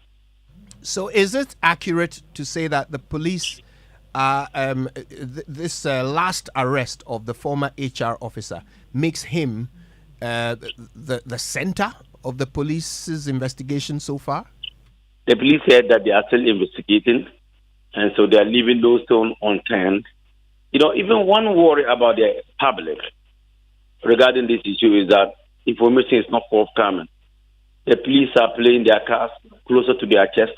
They are not releasing any information. You remember the last arrest was the arrest of 7, and that was all. And so the public is really worried because there's no much information on the issue. People thought that the police are not doing their work, and so they would like an update of the issue so they will know how things are panning out. I remember there was a press conference by the head of the Jiruba Musek, lawyer Nicholas Soyiri, who also doubles as a municipal executive for Jiruba.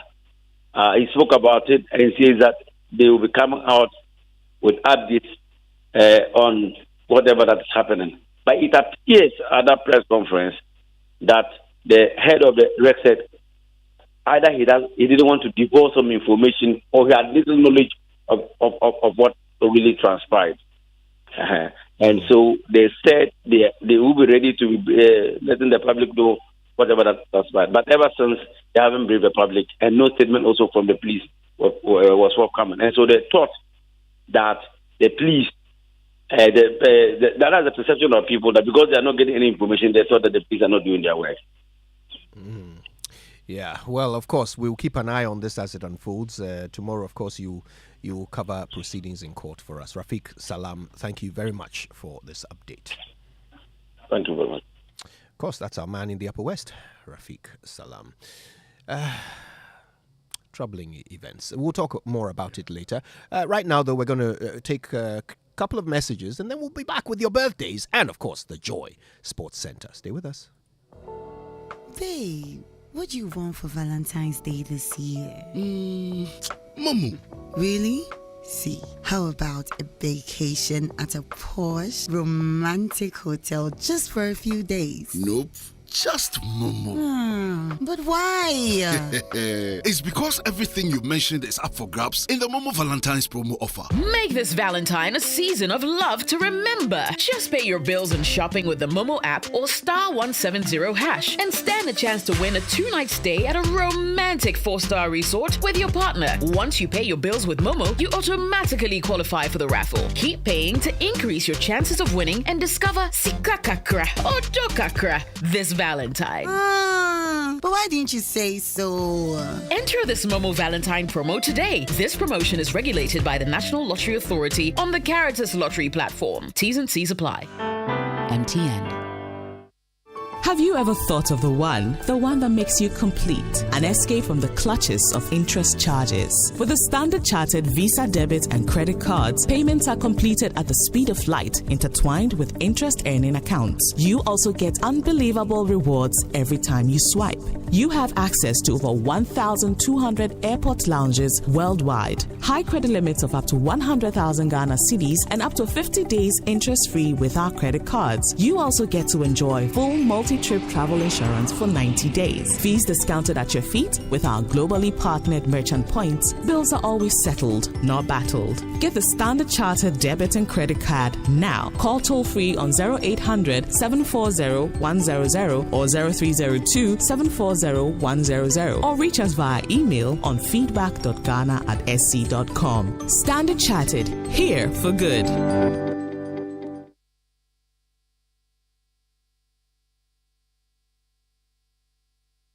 All right, birthday messages on the Super Morning Show are brought to you by MTN. Everywhere you go. And Bank of Africa, the African bank with global reach. Bank of Africa, as strong as a group, as close as a partner. All right, whose birthday is it today? Let's see, I think I've got one here. So today it says, happy glorious birthday to Harry Boache who's General Manager, HR Boache Ventures, key distributor for Guinness Ghana Breweries at Dansman Accra, and is also the Global President of Kumasi Academy Past Students Association. They wish you good health, divine wisdom, and prosperous years ahead. I have a shout out. It goes out to Shelby. Shelby is on her way to school this morning. So could you say shout outs to Shelby? Shouts to Shelby. Yes, and yesterday was the 91st birthday of Emeritus Archbishop Most Reverend Peter Kwesi Sapon. 91 years on earth. Yeah, I saw your picture. Yes.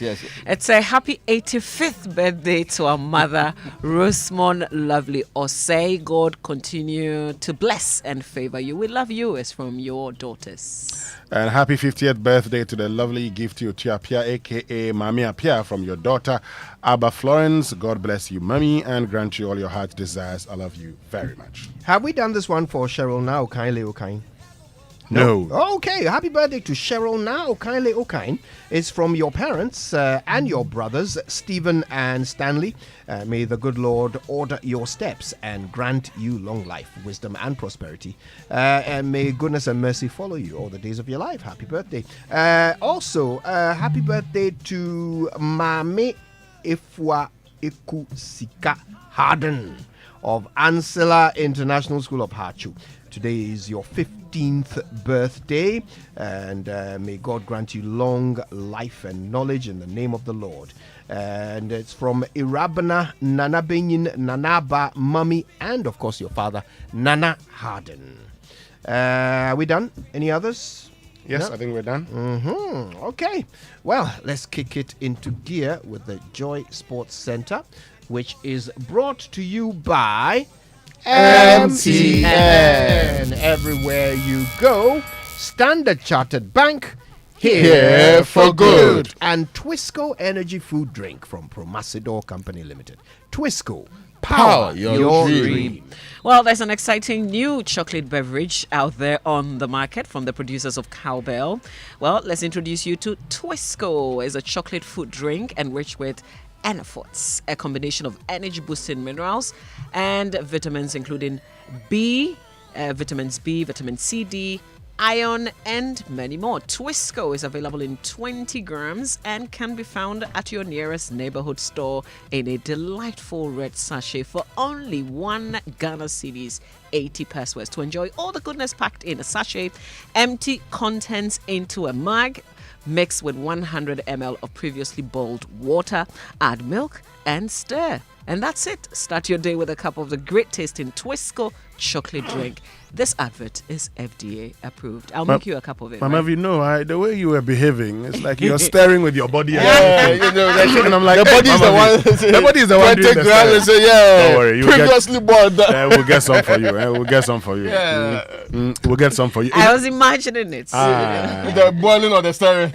In the meantime, romantic ladies and gentlemen, Yes. spice things up this Valentine month because after all, it's a season of love, isn't it? That is it. To qualify, just make bill payments and Momo Pay transactions with your Momo app or Momo USSD code *170# and stand a chance to win a 2-night stay at a luxurious 4-star hotel or resort for you and your partner. Imagine that. To enter the raffle to be one of the 16 lucky couples, all you have to do is the same thing you do every day. Pay for your goods and services and other bills using the Momo app or pay with the Momo USSD *170#. It's that easy. Love is complicated, but this Momo promo makes it simple. For Momo, tia de kakra, ne dio do kakra. And the Momo Valentine's promo. And the more you pay with Momo, the higher your chances of winning. This promotion is regulated by the National Lottery Authority on the Caritas Lottery platform. So hurry now, love is waiting. Terms and conditions apply.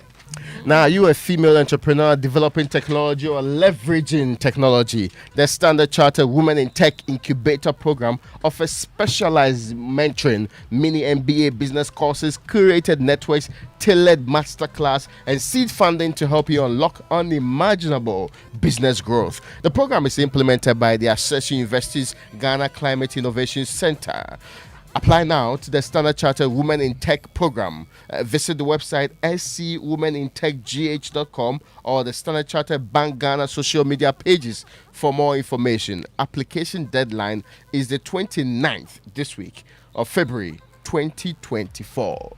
My good friend. Raymond, good morning to you and good morning to all of you. Welcome aboard to the Joy Sports Centre with me, Fento Tahiru Fento. Coming up this morning.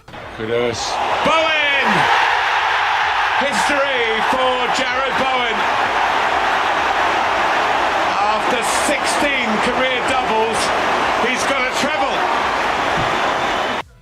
Mohamed Kudus provides assist as West Ham pick first win in 9 games. That's to come in this bulletin. Also, tomorrow we shall be seeking the Speaker's blessing to summon the Youth and Sports Minister. That will be the first step. We will be demanding answers to this blatant wastage. North Tonga MP to drag Sports Minister Mustafa Yusuf to Parliament over 602 million Ghana Cedi African Games operational budget. But first, still hangs on and finds Kayeke. Lovely play from Kayeke. He drives one. What a beauty! Brilliant finish from Emmanuel Kayeke. This is an absolute beauty. And what a belter. Yeah, yesterday, Emmanuel Kayeke, he scored a marvelous winner for Samatex as they claimed a shock 2-1 victory over Ediana in Doma to wrap up week 18 and move 5 points clear at the top of the Ghana Premier League table. Baba Musa, he opened the scoring for the visitors after 8 minutes before Kayeke added the second inside 25 minutes. Samson Kobna netted the consolation goal for Ediana with 15 minutes to the end of the game. The Samatex head coach is Nuruddin Amadou. He attributed their win to efficient finishing. We have done the needful, and then they did well tactically, and then we took our chances. And so it was a good win for us. Sacking them mentally and then making them believe in themselves, self-belief, and then playing to tactical instructions, and then issuing some technical, psychological elements of the game on the pitch. You know, second half they had to come on net. We knew that's definitely, but they have to be tough.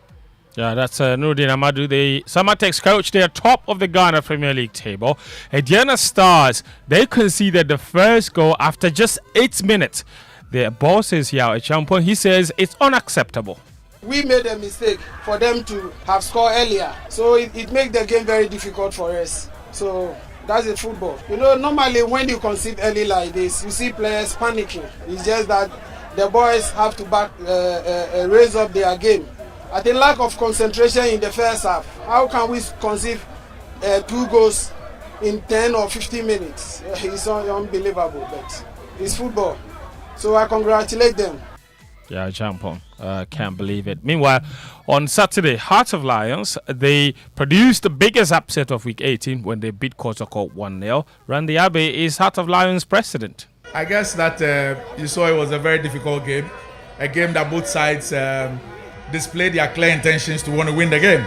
Of course, we were hungrier and we were the better side. I'm sure that your viewers can attest to that. I mean, it was a very, very good game. I think that is a good exhibition of Premier League football. And I think that we were very determined to win. We really wanted to win. We wanted to start our return to Pando on a victorious note so that it can be the springboard that we require for further victories. That's Randy Abe, and it was the first time Heart of Lions have played in front of their own home fans in Pando since they returned to the Ghana Premier League, and it was wonderful atmosphere all around in that particular match. Now, elsewhere in club football, after beating Tunisia's Club African 1-0 in Kumasi on Sunday, Dreams FC are top of Group C of the CAF Confederation Cup with 12 points, but they are not assured of progressing to the knockout stage just yet. They must avoid defeat to Rivers United of Nigeria in their final group game this coming Sunday, all the way in Nigeria, of course. But their boss is Karim Zito. He says they will play that match to win. When you look at the game today, my only option is to win. But with Nigeria, I have 2 options, either to draw or to win. So I'm going for one of it, depending upon how I see the game. Because if I drew 30, and they will be 12-12. So this is why I'm going in with 2 options, either to draw. So my strategy will go on winning. If not, I will try to come out with a draw. That's Abdul Karim Zito. Elsewhere, the Black Queens, they held their second training session in Ndola yesterday in preparation for tomorrow's crucial 2024 Olympic Games qualifying 3rd round second leg tie against Zambia. The Queens trail 1-0 from the first leg played in Accra on Friday and must win to progress to the final qualifying round. Elsewhere in Olympic qualifying, Nigeria Super Falcons, they edged Cameroon 1-0 in Abuja to progress to the final qualifying round. The first leg of that game, of course, ended 0-0 in Cameroon before the Super Falcons edged their neighbors. Today, South Africa take on Tanzania. The Banyana Banyana already hold a 3-0 lead from the first leg. The winner of that tie will then play the winner of Nigeria, of course, for that one ticket to the Olympic Games. The winner of the Ghana versus Zambia game would then play against the winner of Tunisia versus Morocco for the other ticket, or the other one of two tickets, of course, to the Olympic Games from the African continent in the women's football. Now let's move to other stories. The North Tongue MP, Samuel Okudzeto-Ablakwa, has accused the government and the local organising committee for the 2023 African Games of budgeting a whopping 602 million Ghana cedis. That is equivalent to $48 million just on operational expenses during the 18-day African Games. The figure works out to around a daily operational expense of 33.4 million Ghana cedis over that period. Honorable Ablakwa says he will push for Sports Minister Mustafa Yusuf to appear before Parliament to justify that kind of spending. I am in utter shock that after requesting 100 million cedis, they have gone ahead to draw up a budget which has been approved by the President, which undermines the authority of Parliament. And that budget is 6 times what has been approved by Parliament, $48 million, which comes to some 602 million Ghana cedis at the prevailing exchange rate. This is unacceptable after we have spent a colossal $197 million on infrastructure. When we return to the House tomorrow, we shall be seeking the Speaker's blessing to summon the Youth and Sports Minister. That will be the first step. We will be demanding answers to this, blatant wastage, this flagrant, undermining of the authority of Parliament. That's the Honourable Member of Parliament for North Tongue, Samuel Okudzeto-Ablakwa. Let's head to England. Kudus. Bowen! History for Jared Bowen. After 16 career doubles, he's got a treble. Yeah, Jared Bowen scored his first senior hat-trick to ease the pressure on West Ham manager David Moyes as his side claimed a much-needed 4-2 win over Brentford. The Hammers had gone 8 games without a win before yesterday, with their last fixture at London Stadium, a 6-0 loss to Arsenal that saw hundreds of home fans leave at half-time. Ghana star Mohamed Kudus sent in an inviting cross to set up the hat-trick for Bowen just after the hour mark. Speaking after the game, Bowen was compassionate with Kudus, who is yet to score for West Ham since his return from the AFCON. Was unlucky not to score tonight. Put a great ball in the box for me, and that's the quality that we have, and we know that we have. And tonight was a really good performance, and everyone, the defenders, because you knew they was going to be really direct with Tony up front, balls in the box, set pieces, long throws. They're really good. But full credit to the manager, because the preparation we've done this week with those defensively without the ball and the long balls in the box, the long throw-ins, the corners, because it's a massive part of their game, and we limited them tonight, I thought. Of course, that's Jared Bowen. Meanwhile, Everton's penalty for breaching Premier League financial rules has been reduced from 10 points to 6 after an appeal. The club were immediately docked 10 points in November for breaking profit and sustainability rules in a 3-year period. The punishment, the biggest in the Premier League history, dropped Everton from 14th to 19th in the table. The reduction lifts them from 17th now to 15th, although the club is facing another possible point deduction. Later tonight, Man City take on Luton at the Kenilworth Road in the round of 16 of the FA Cup. City's star midfielder is Kevin De Bruyne. Now, he's been linked with a move to the Saudi Pro League. The Man City boss, Pep Guardiola, says he wants the Belgian to stay, but admits he may be tempted. It's a question for him. I would love he stays, but I don't know. I listen, from some links that, but I don't know what offer. I don't know if Saudi Arabia wants him. I don't know. I would love, to stay here. To stay here. Yeah, of course. But everyone is everyone. So Yeah, basically saying that it's up to him. Of course. Elsewhere in other FA Cup fixtures, Antoine Semenyo's Bournemouth will host Abdul Fattah Shahaku's Leicester, while Newcastle take on Blackburn. And before we go, a key reminder that Hazaka's lady striker Mukarrama Abdullah has been handed a late call-up to the Black Princesses camp for the 2023 African Games. The former Black Maidens captain and Dreams Lady striker Stella Nyamiche are the two late additions to the Princesses squad as they continue preparations towards the tournament. Yesterday, the team moved to Cape Coast to continue fine-tuning their preparations for that particular competition. And if you love money, like Mama V does, this story might excite you. You know a certain Noah Lyles, do you not? Mama V, good morning to you.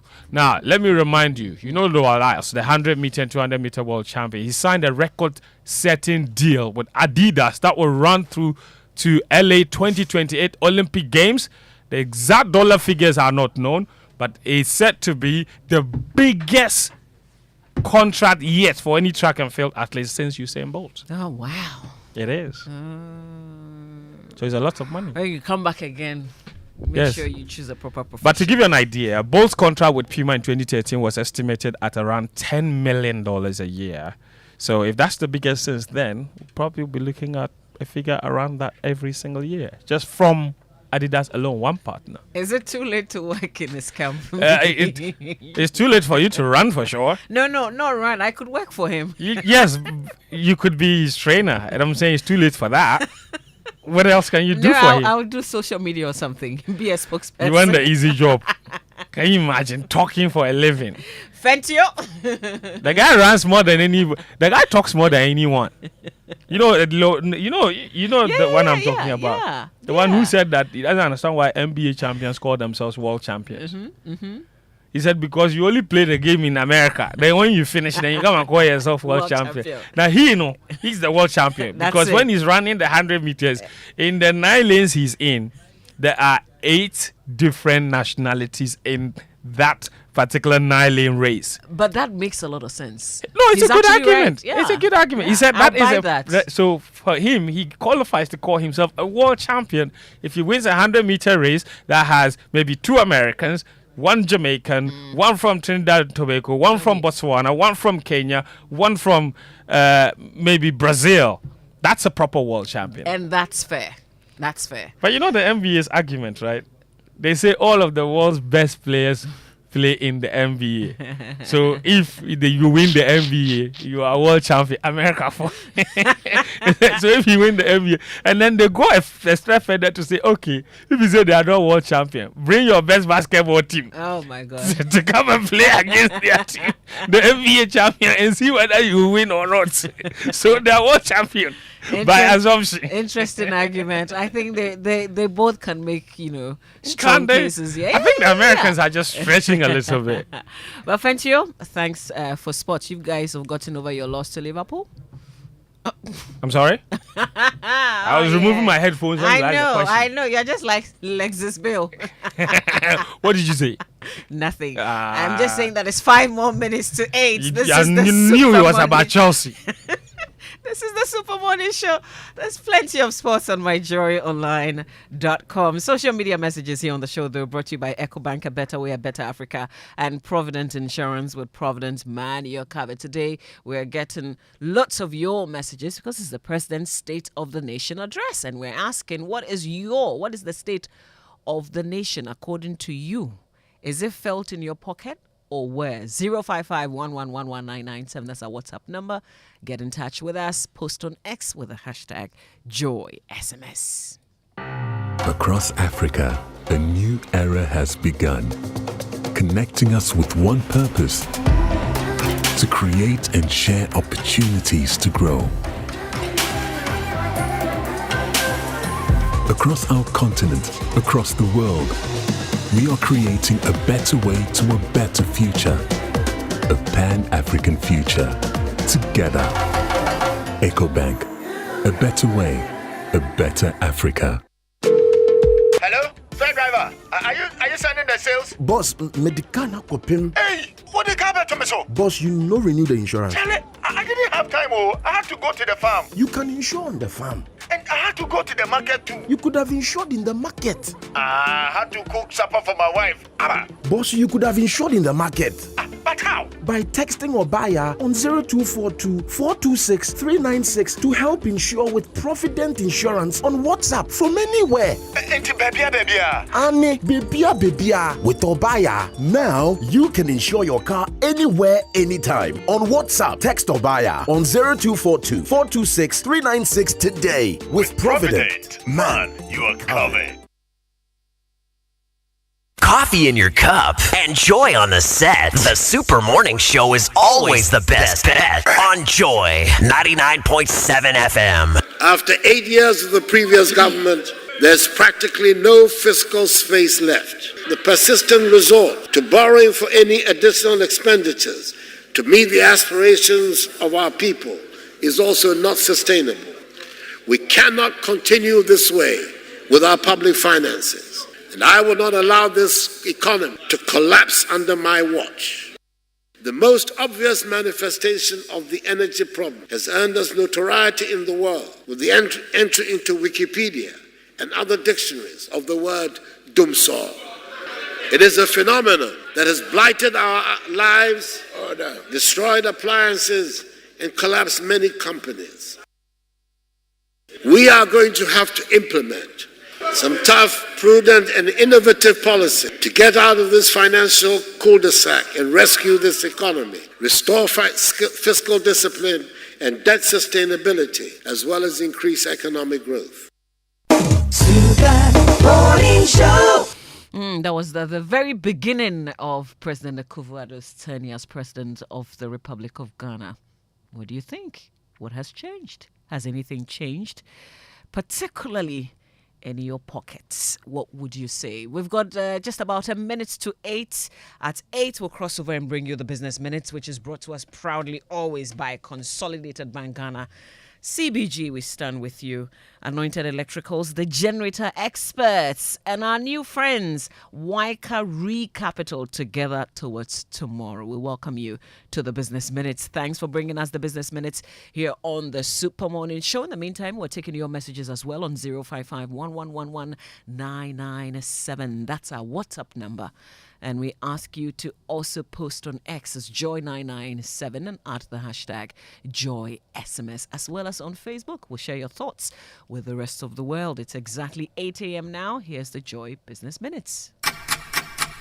Hello, welcome to the Joy Business Minute, brought to you by Consolidated Bank Ghana. We stand with you, Anointed Electricals, the generator experts, and Wyca Re-Capital, together towards tomorrow. The cedi has lost about 4.4% in value to the US dollar since the beginning of the year as a result of immense corporate demand and cedi-funded foreign exchange pressure. President Akufo-Addo is getting ready to present the State of the Nation address. His presentation is expected to be heavy on the economy. Meanwhile, economist Dr. Patrick Esumin is urging businesses to be measured in the expectations ahead of the address by the president. He does not expect any major economic policies. And Disney has shaken up the leadership of its live-action film studio as boss Bob Iger looks to turn around the entertainment giant's fortunes. And that's the Joy Business Minute, brought to you by Consolidated Bank Ghana. We stand with you, Anointed Electricals, the generator experts, and Wyca Re-Capital, together towards tomorrow. Wake up. Good morning. Good morning. It's the most action-packed breakfast show in town. The hottest music, the best giveaways, the great interviews, and all the laughter and fun you can imagine. Don't miss the Super Morning Show on Joy 99.7 FM. It's the best breakfast show in town. Coffee in your cup and Joy on the set. The Super Morning Show is always the best bet on Joy 99.7 FM. Good morning to our friends at Anointed Electricals. Thanks for passing through yesterday, and thanks for telling us all about Anointed Electricals and the Training Institute.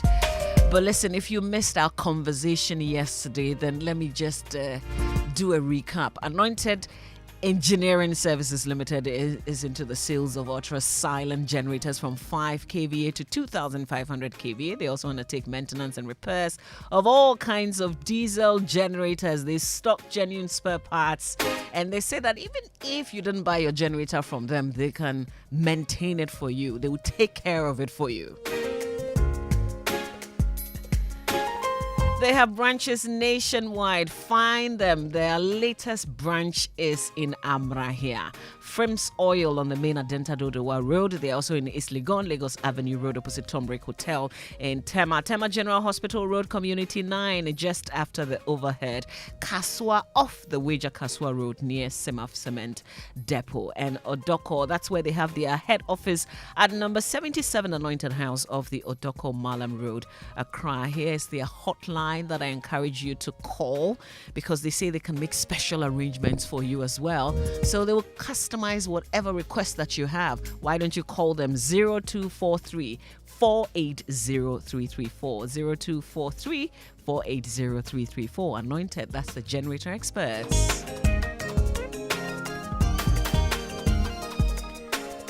And let me introduce you to Wyca Re Capital. Is a multinational fund management company regulated by the Securities and Exchange Commission.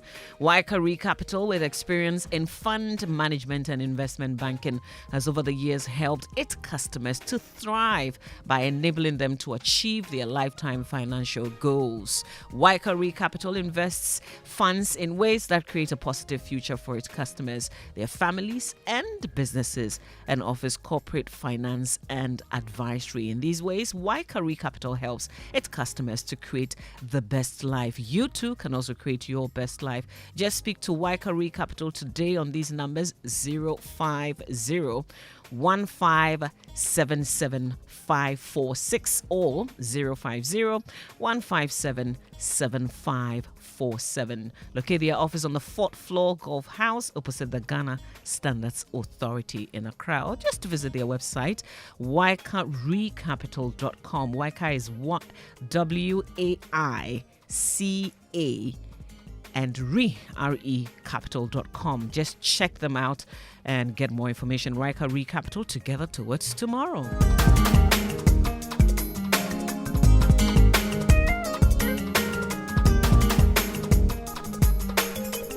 Coffee in your cup and joy on the set. The Super Morning Show is always the best bet on Joy 99.7 FM. How are you feeling the state of your nation, the nation in your pocket? Big question that we're asking, and I need to put this to Winston. What's the state of your pocket or your personal economy? Well, I mean, the reality is that my personal economy is bad. That's the reality. I mean, how you feel in your pocket, it's bad. Look, you live in a country where everything is going up, apart from salaries, particularly salaries of those of us within the private sector. Yeah. What do you do? I mean, it's true that salaries of workers within the public sector has been increased, but salaries of workers within the private sector, a lot of us haven't seen increases. Yeah. And you also would be sensible enough to know that, you know, your company may be going through tough times, difficult times. So you don't just walk and say, increase my salary. And that's the reality. But today, what do we see? We have inflation of 23%. And for many people, we actually make it look like, oh, inflation of 23% is as if everything has gone down. The reality is that inflation went up to 53%. And all you have done is to say, okay, so between December 2022, where inflation was 53%, the increase we see today compared to that increase is 23%. It doesn't mean that prices of goods and services have gone down.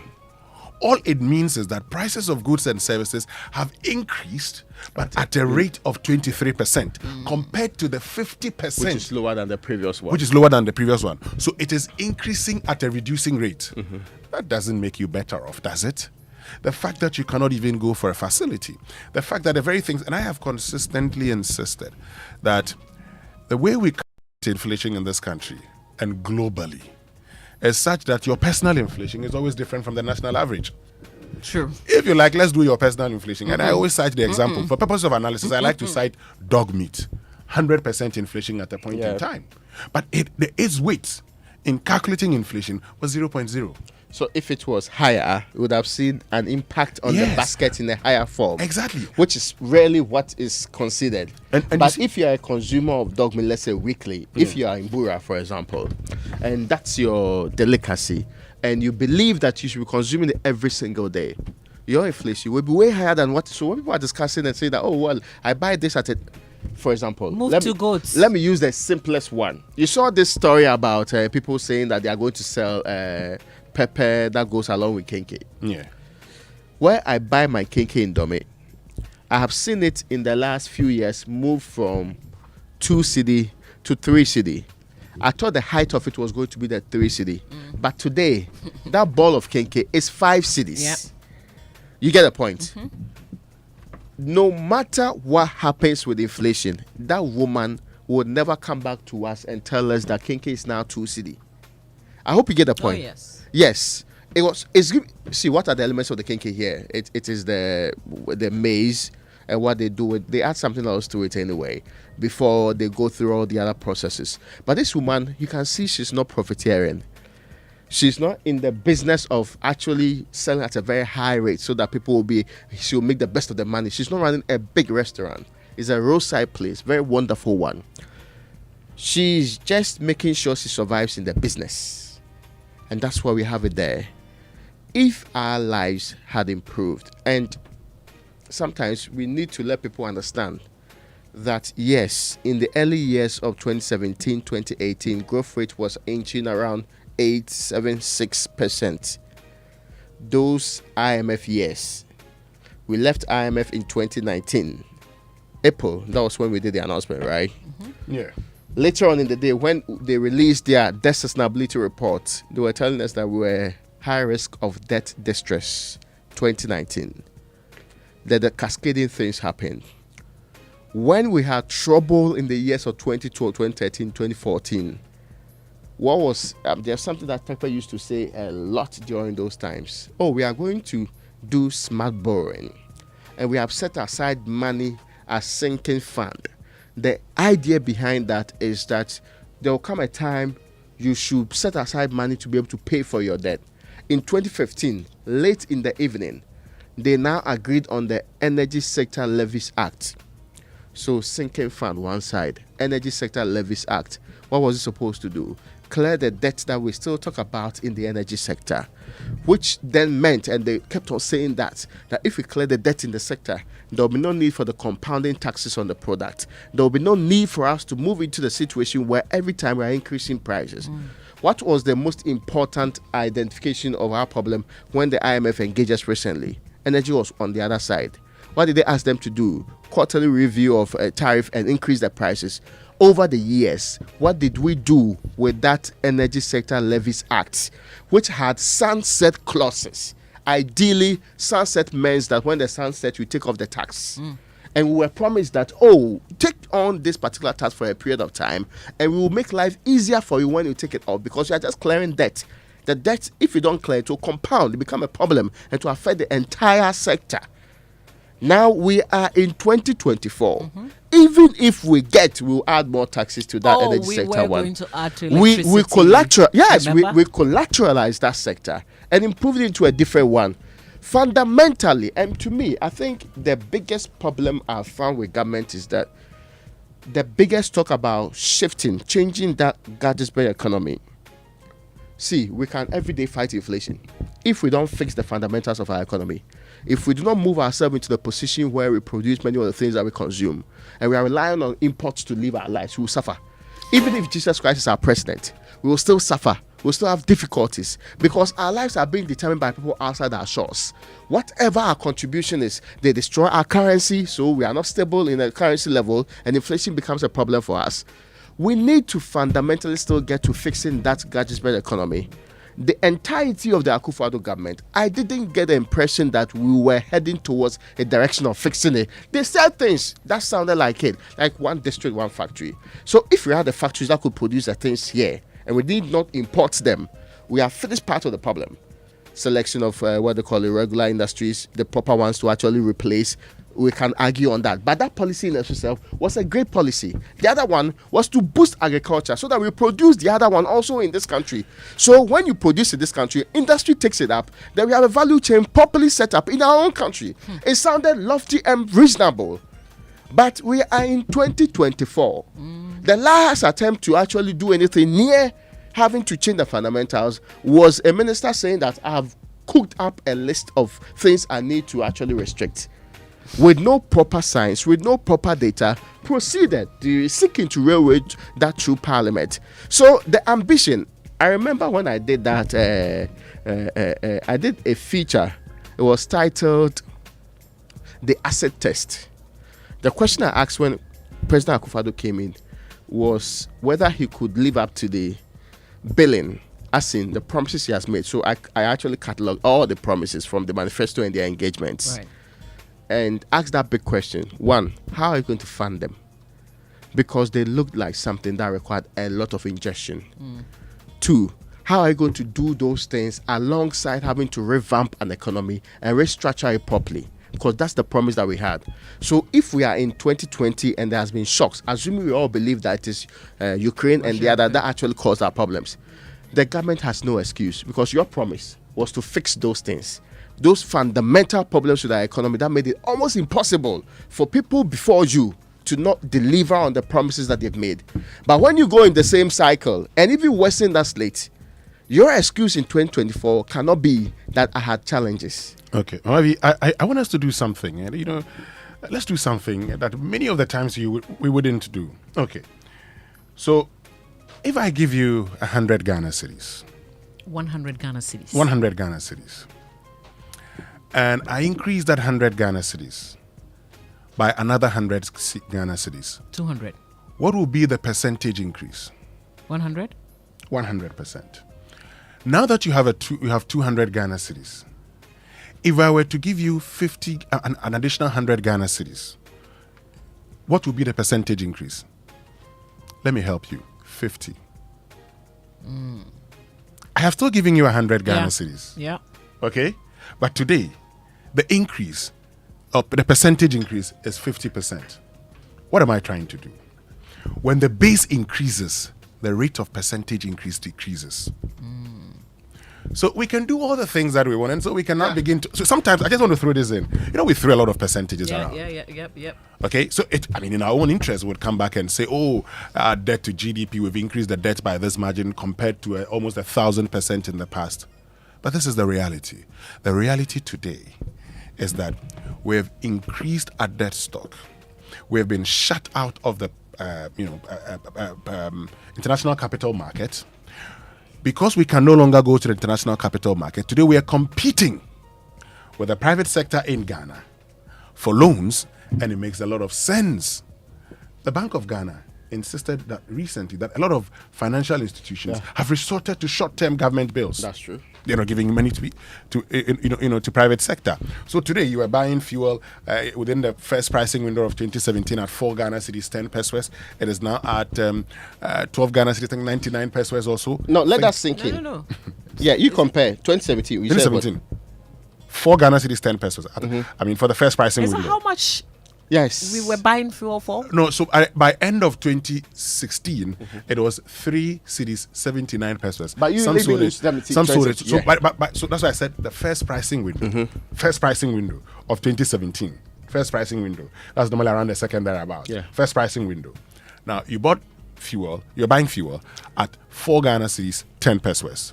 Today, how much is it? And you can actually check and ask yourself the simple question: has your salary increased by similar margins as you've had this happening?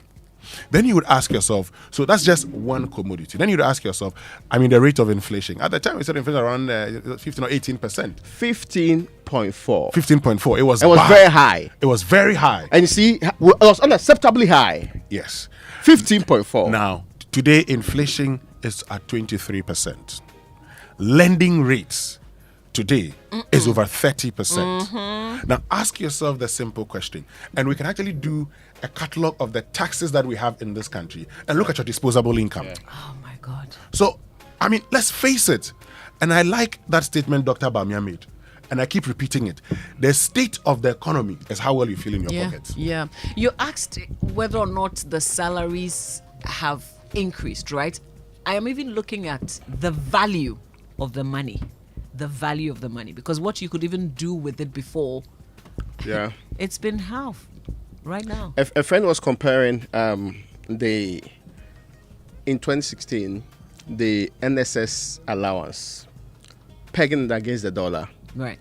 No, don't do that. In 2024, the NSS allowance. Don't do it. Pegging against the dollar.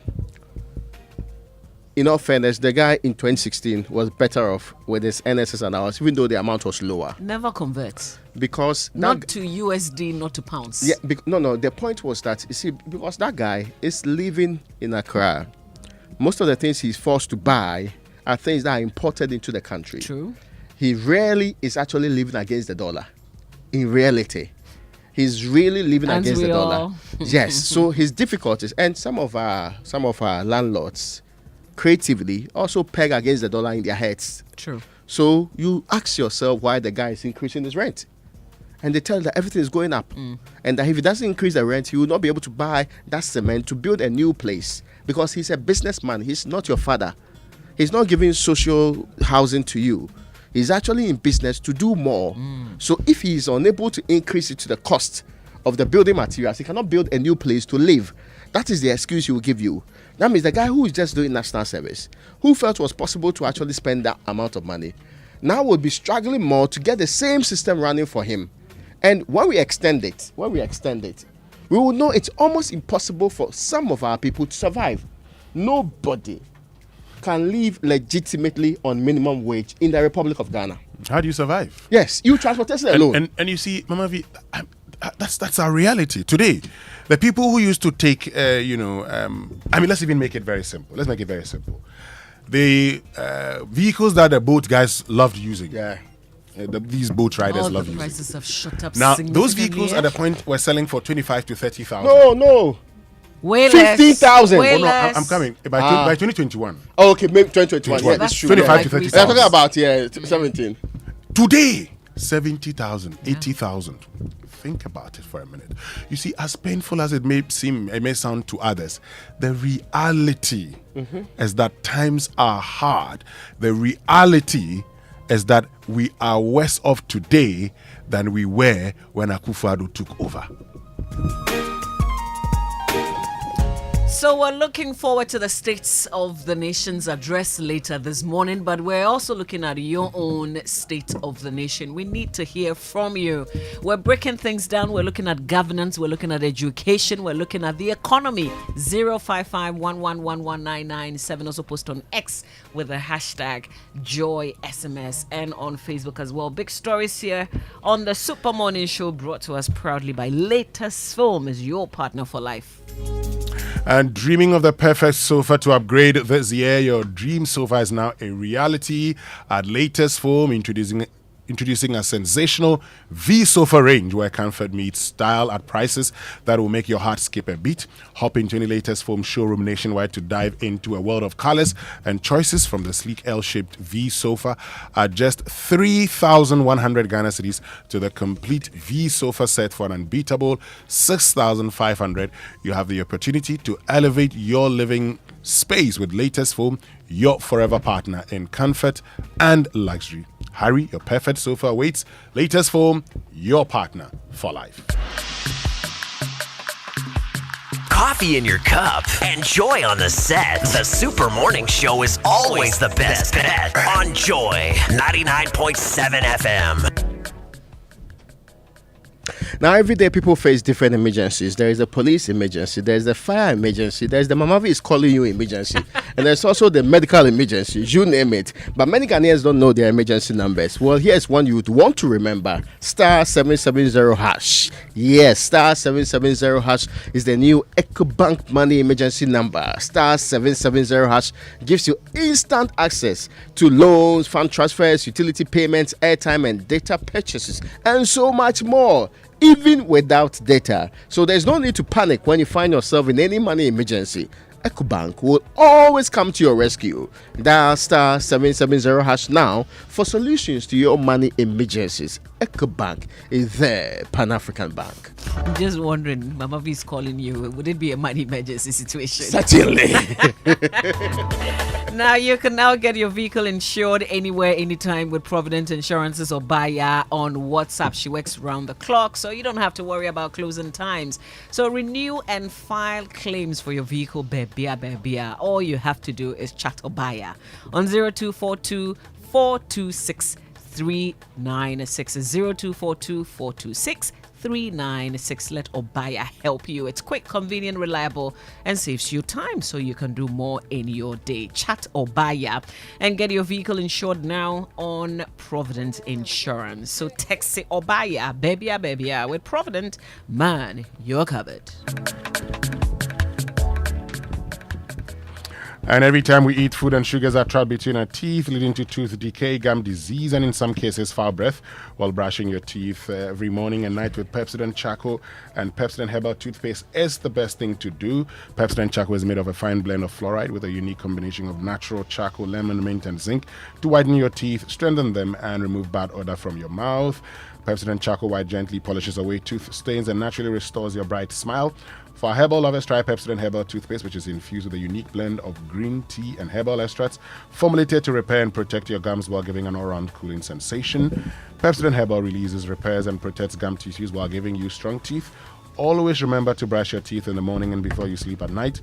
Pepsodent has been educating Ghanaians on how to brush their teeth for 25 years and is recommended by the Ghana Dental Association and gives you the opportunity to talk to a dentist for free. Call toll-free 0800 161,000 to talk to a dentist for free. You can get Pepsodent at any shop near you. Call our customer care center on toll-free 0800 2030. Pepsodent, every smile matters. Now, trade financing comes with its own complexities, but at CBG, we believe that doing business should always be hassle-free. Are you an importer or an exporter looking to improve your global trade experience?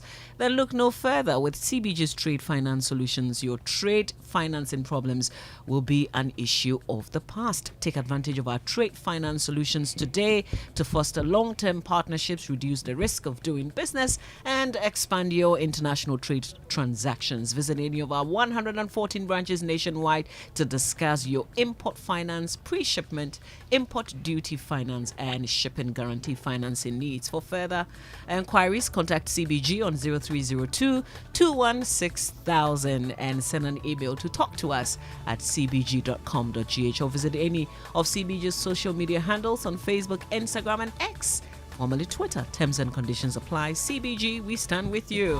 And we've got some messages coming through, Rick. Yes, at Kofi J says, I feel disappointed that the government that promised to protect the public purse while in opposition decided to build a national cathedral, which no constituency in Ghana cried for. Our economy has moved from B- status to junk status. That's Kofi J there.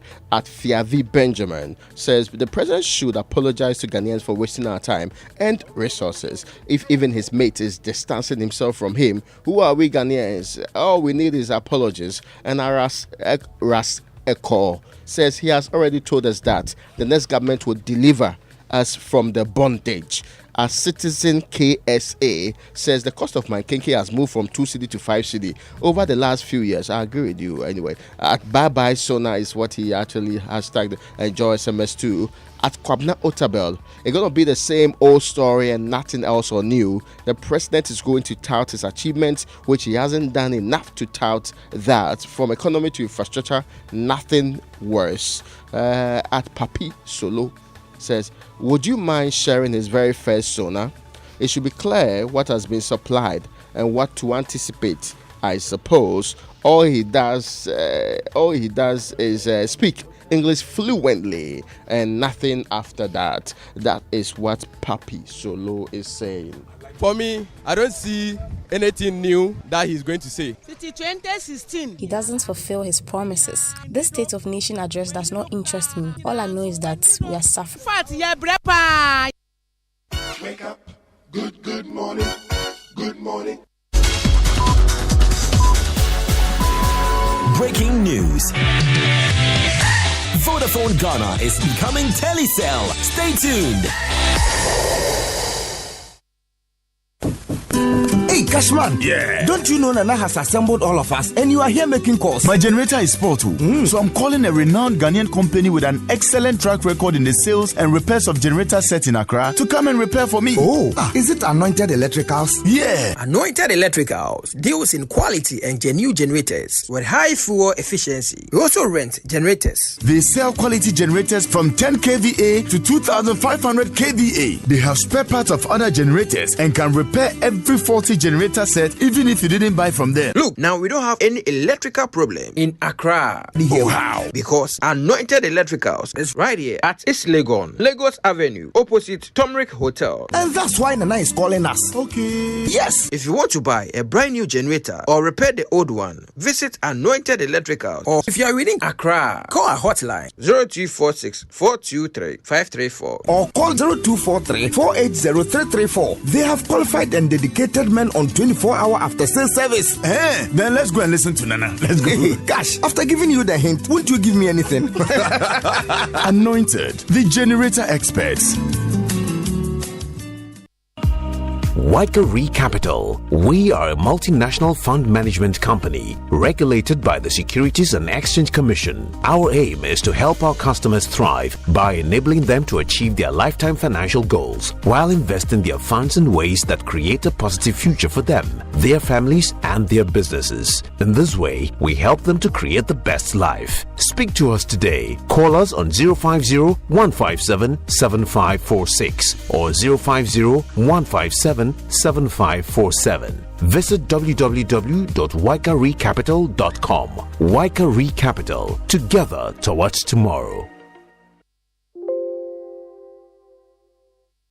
It's the most action-packed breakfast show in town. The hottest music, the best giveaways, the great interviews, and all the laughter and fun you can imagine. Don't miss the Super Morning Show on Joy 99.7 FM. It's the best breakfast show in town. It's the most action-packed breakfast show in town. The hottest music, the best giveaways, the great interviews, and all the laughter and fun you can imagine. Don't miss the Super Morning Show on Joy 99.7 FM. It's the best breakfast show in town.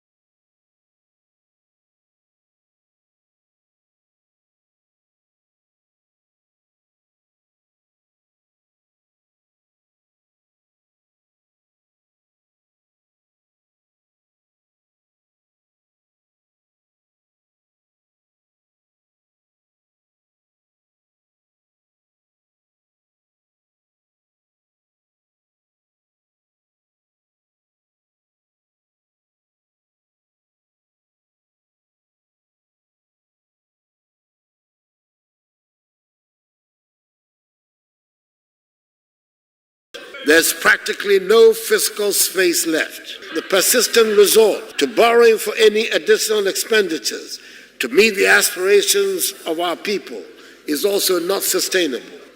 We cannot continue this way with our public finances, and I will not allow this economy to collapse under my watch. We are going to have to implement some tough, prudent, and innovative policy to get out of this financial cul-de-sac and rescue this economy, restore fiscal discipline and debt sustainability, as well as increase economic growth.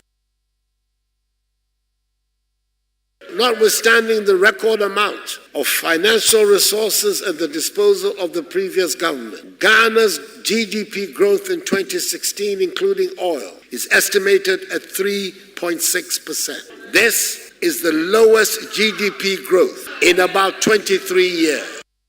I believe the starting point in turning around our fortunes must be with agriculture. Unfortunately, the state of agriculture in our country right now is not good. Farmers are left on their own. It is not surprising, therefore, that food prices are high, and we're having to import almost everything we eat, including vegetables from our Sahelian neighbors. We must create the atmosphere that generates jobs. We must boost the confidence of the private sector to invest in the economy. We must have the courage to start building our future and take the hard decisions that need to be taken to grow our economy. We have no choice but to reduce the budget deficit and cut waste in all sectors of public life. I indicated at the time that we know what to do to bring the economy back to life. What we do not know how to do is to bring people back to life. That is why government did not hesitate to institute measures to protect the lives and livelihoods of Ghanaians, even if it was to the temporary detriment of our much sought after fiscal stability. I've heard it said that I'm behaving like a man in a hurry. Mr. Speaker, I am indeed in a hurry. I'm in a great hurry. The times in which we live demand that we all be in a hurry to deal with the problems we face. Ghana's banking sector has not escaped the economic decline, has become increasingly fragile. Bad loans in the banking sector have risen significantly.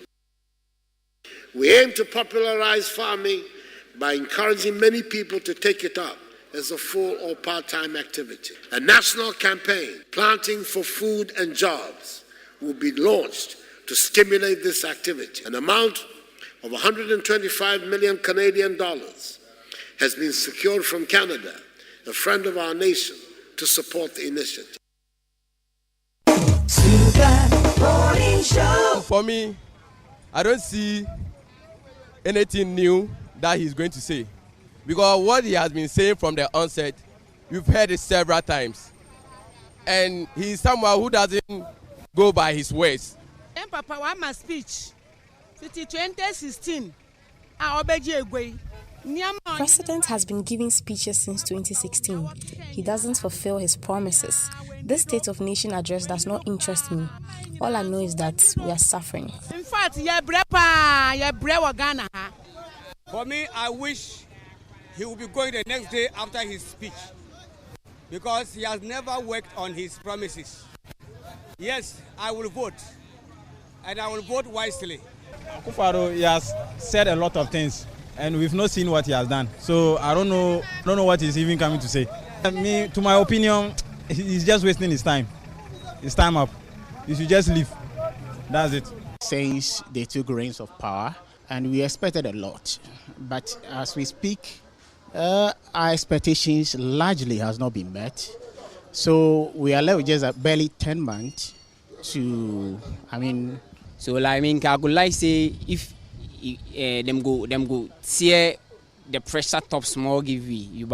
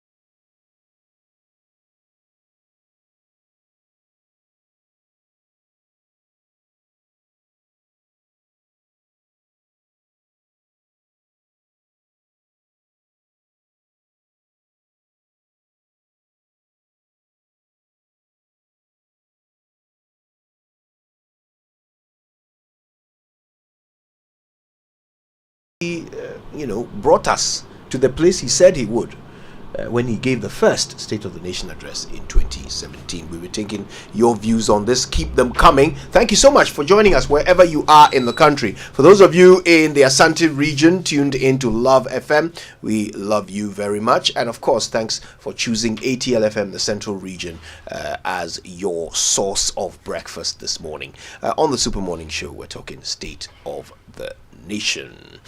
Listen, on X, we want you to use the hashtag JoySMS. So we'll see what you're saying, because we're certainly asking you what you expect from the president today. Share your thoughts on all platforms. We're on Facebook. You can comment on our live feed. And of course, we're also on YouTube. So look, we've gathered the right voices to help us understand exactly what the state of the nation has been under President Akufo-Addo over the past 7 years. We'll be hearing from them in just a moment. But first, before I tell you who our guests are, don't forget to unwrap the ultimate Valentine's surprise. A Peugeot 3008 SUV gives you love at first drive. This February, buy a new Peugeot 3008 SUV from Silverstar Auto, and you could be on your way to Dubai with your partner. The promo is valid until the 29th of February 2024. Go visit their Facebook and Instagram to look for details. Terms and conditions apply. Silverstar Auto, your trusted partner. Now, I bring you good news, Kojo. Ghana Revenue Authority reminds all persons registered for VAT, NHIL, Get Fund Levy that VAT, NHIL, Get Fund Levy and Communications Service Tax, CST, the returns for January 2024 should be submitted on the VAT, NHIL, Get Fund Levy and CST returns forms not later than Thursday. Today is Tuesday. You have 48 hours to do so. 29th of February 2024, which is the last working day of the month. You file your VAT, NHIL, Get Fund and CST returns early and avoid payment of penalties. To be clear, the penalties are for the VAT, NHIL and Get Fund. The penalty is 500 Ghana cedi and a further penalty of 10 cedis for each day the return is not submitted. But for CST, it's a more serious situation. Late filing of returns attracts a pecuniary penalty of 2,000 Ghana cedi, spot fine, and a further penalty of 500 Ghana cedi for each day the return is not submitted.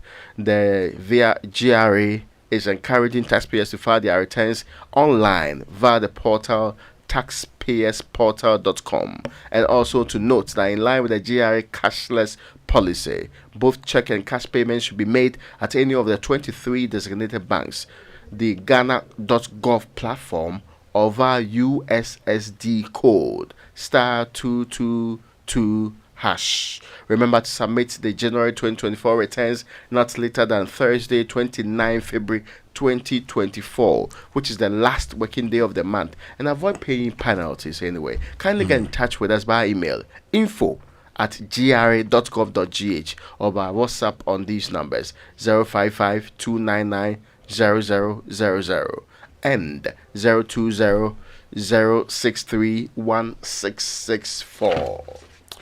So you know that we conquered Ghana with you, escaped with you to the western region, gone on the Savannah Safari together. Look, we had educative, fun and memorable discoveries of Ghana that we did together. Now it's time to take it even a notch higher, make new discoveries, create new experiences, and relive nightlife back in the day with the Eastern Camp Adventure. Now this time we'll pitch somewhere serene on top of the Ebri Mountain. Experience the adventure of tent accommodation. I know Kojo would love this one. Sit by the fireside and relive those typical Ghanaian moments with Anansi stories. Jungle party. We get Anansi stories on this show every day from Winston when he says, "This reminds me of." An elevated one will be there. We would have a nice extra time. Dose. But my friend Akwesi Appiah says he's not an old man, contrary to Kojo's suggestion. There'll be barbecue, Jama night, a movie. Visit to the cinema waterfalls, and I like the Wuku guy visit. Raymond, you should be at Owukuga certainly to actually learn more about Kujo's mentor icon, Komfanochi. That's right. The man that Kujo named the university after him. Yes. Even though we have named the hospital after him. My mystical mentor. In his head, he decided, and he said it without realizing he had actually named a university after Komfanochi. But when you are a descendant of a great man, his name comes to your lips easily. I've been telling you about the wonderful things that Komfanochi did. And when you get to Owukuga, the likes of Raymond, who are royals from the Ashanti area, may not be able to get to Owukuga easily. They would have to pacify a few ghosts. Yes, he has to do a few things. Well, yes, he knows. So, Raymond is a royal. He's a royal. He would have to pacify, the ghosts before he's allowed to get in there. You would learn all these things, and you would learn about the role that Komfanochi played in the making of Asante, for instance. Okay, you would learn how he got to the Denchira Kingdom, what it was that he had to do in Denchira, and why he left Denchira with Komfanochi, and the role he played in the death of Intim Jakari, under whose tenure, the Denchira Kingdom fell to Asante. These are all events that Winston reported live. Yes, those times. And so with only 1,500 Ghana cedis, your transportation, access to tourist site, full board, and everything else is covered. And before I forget, let me just remind you that you'll also spend time at the Safari Valley Eco Park with good lunch. So save a spot now. For all of you who have been sending me WhatsApp messages, I want to know how I can pay. Please, this is the number: 0593 03 8842. Now the name on that Momona is Daniel Boyfew or the Multimedia Group. And please use this reference, Joy Camp, so that we can know that you are paying for that. Joy Camp. For more information, call 0302 216 540. The Eastern Cape Adventure, Discoveries, Fun, and Memories. All right, listen, here's what we're going to do. Okay, we want to assess the state of the nation since President Akufo-Addo became president in 2017. We've played some of the things he said in his very first sessional address, and we are going to assess his time since. We've got people who are going to help us understand how his performance has been in the areas of finance, in the areas of governance, and education. Okay, so for finance, we have Professor Lord Mensah. He's an associate professor of finance at the University of Ghana Business School. For governance, we have Professor Bafo Agyeman-Duah, who's a former UN senior governance advisor and chief executive officer of the John Kufuor Foundation. And for education, Charles Aheto Chega is a freelance consultant and former director general of the Ghana Education Service. I believe we have Professor Lord Mensah and Mr. Chega on the line at the moment. Good morning to you both. Good morning. Good morning, Kojo. Wonderful. Good morning to our listeners. Wonderful. It's great to have you both. We'll be joined by Professor Bafo Agyeman-Duah shortly. But let's start with Professor Lord Mensah. What we would like to do is maybe take your preliminary thoughts, generally assessing President Akufo-Addo's performance in your specific areas, over a period of 5 minutes, if you can give us your general thoughts before we start mixing up the conversation. So, Prof. Lord Mensah, if you don't mind, let's start with finance. President Akufo-Addo started off by saying he's a man in a hurry. He talked about how his predecessors had record amounts of resources available to them, but still had been unable to transform the economy. He talked about how we cannot borrow our way out of the situation we found ourselves in. He talked about how he intended to cut on tariffs and taxes to allow for the economy to be more vibrant. He made all of these declarations in his first State of the Nation address. In 2024, looking back, what's your assessment of his performance? Okay, Kojo, you see, when you take your mind back with all the things you mentioned, clearly, those were expectations at the time. He promised Ghanaians. They were promises. And we are in 2024. I think 7 years down the lane. We are expecting a realization of whatever was promised us. And usually, if you want to assess a manager, you look at what he promises and then the difference between what he promises and then what is realized to determine whether he's doing well or not. And clearly, if you look at the numbers on the ground, what the president promised at the time, we are far from it. And that tells you that there's a huge deviation between what we are realizing now and what is being promised, what was promised at the time.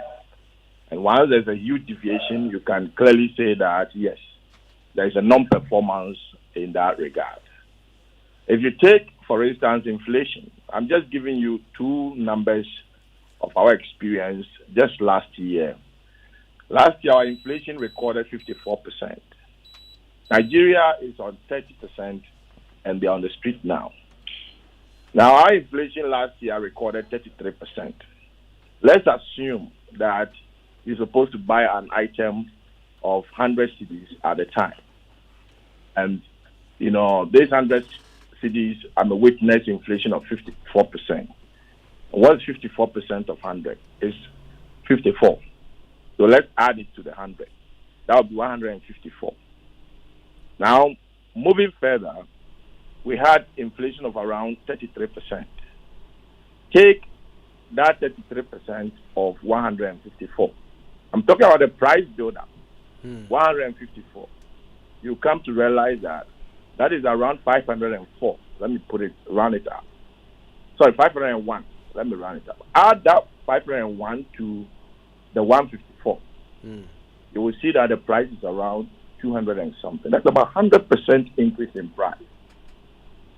So if you look at the price build-up, an item that 7 years ago, that was supposed to be 100 cedis, I can tell you that it will be around 500 cedis now. So clearly, the economic stability, and these are things that we feel it in our homes. We feel it at our doorsteps. When you come out from your room, you switch on your light, prices are going up.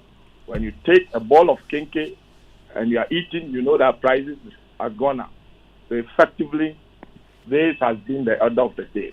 And you look at the policies that were rolled out to tackle some of these things. And you see, if you listen to the first, State of the Nation's address, as you guys were playing at the studio, clearly, the president assumed that there are resources, and therefore he's going to use the resources to, get the economy, corrected.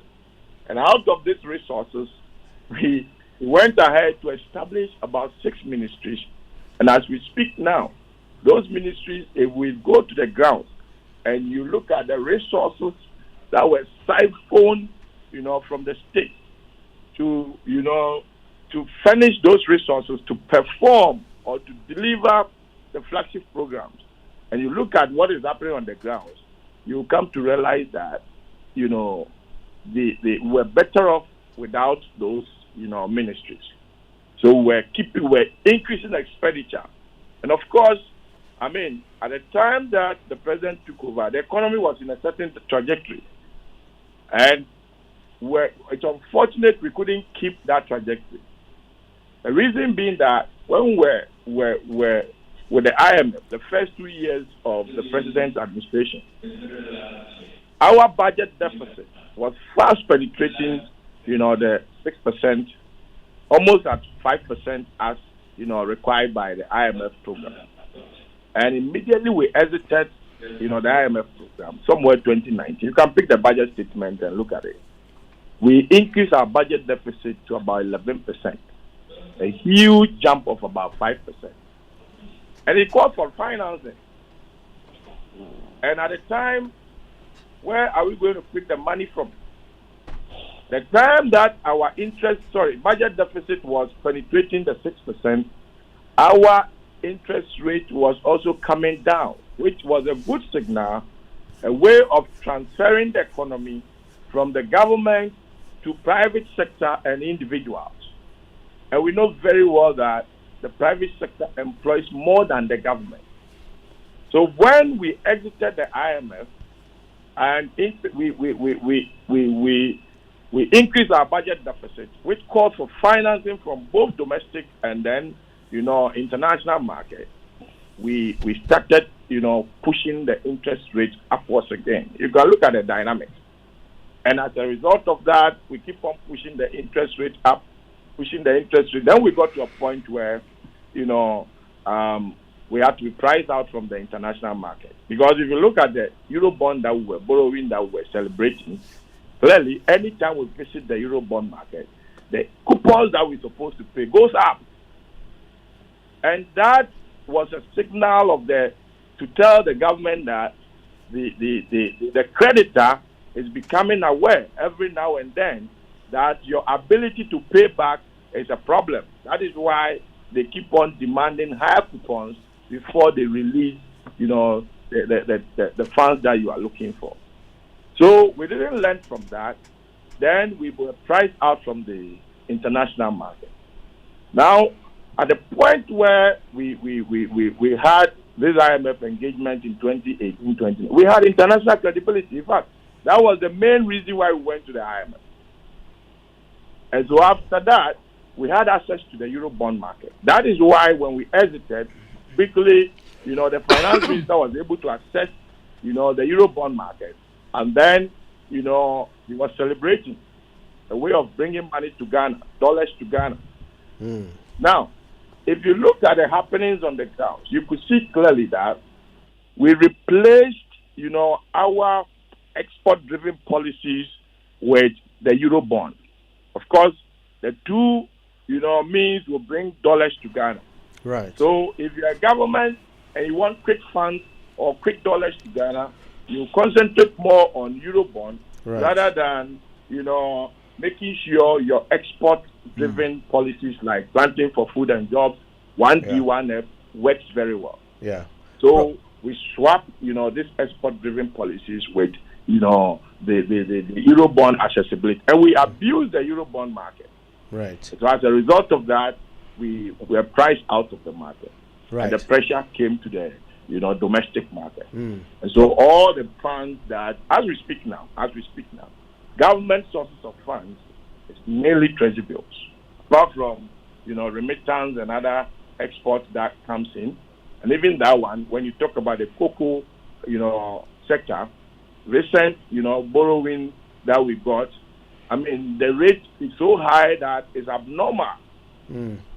Cocoa board that we used to, use them as a case in class because there was a point where when cocoa board was borrowing at 2% from the international market, government of Ghana was borrowing around 7%. Yeah. Which, in the theoretical frame, it does not make sense because cocoa board operates in Ghana. Right. So, if the umbrella country is borrowing at 7%, why would an institution within the country borrow at 2%? 2%. Prof, let's hold fire there. Your 5 minutes kind of lapsed a while ago, but you've still got quite a lot to share. So we will come back and take some more from you. But I want to bring in Mr. Charles Chega. Now, Mr. Chega used to be the Director General of the Ghana Education Service. He's now a freelance consultant. And I'd love to hear you, Mr. Chega, on the issue of education. Now, it was literally months after President Akufo-Addo was sworn in that he caused the implementation of free SHS. The very first September of his tenure, free SHS came into being. And since then has been defended, protected, and funded to become the flagship legacy project of President Akufo-Addo. Surely, this is the big thing for which he will be remembered, is it not? Well, good morning, and thank you for the opportunity to make a contribution to this program. You have touched on a very sore point in education development over the past 8 years. And if we were to go around the country to take a very dispassionate sampling of people's voices on free SHS, you would hear something not very far from what Africa Education Watch has presented. That is, if you are looking at the financial input of parents into education. Now, this education is what we are calling free SHS. Probably we didn't understand what free was. Because, again, we didn't do a very good comparative analysis of what was before we introduced what we called free SHS. So, for me,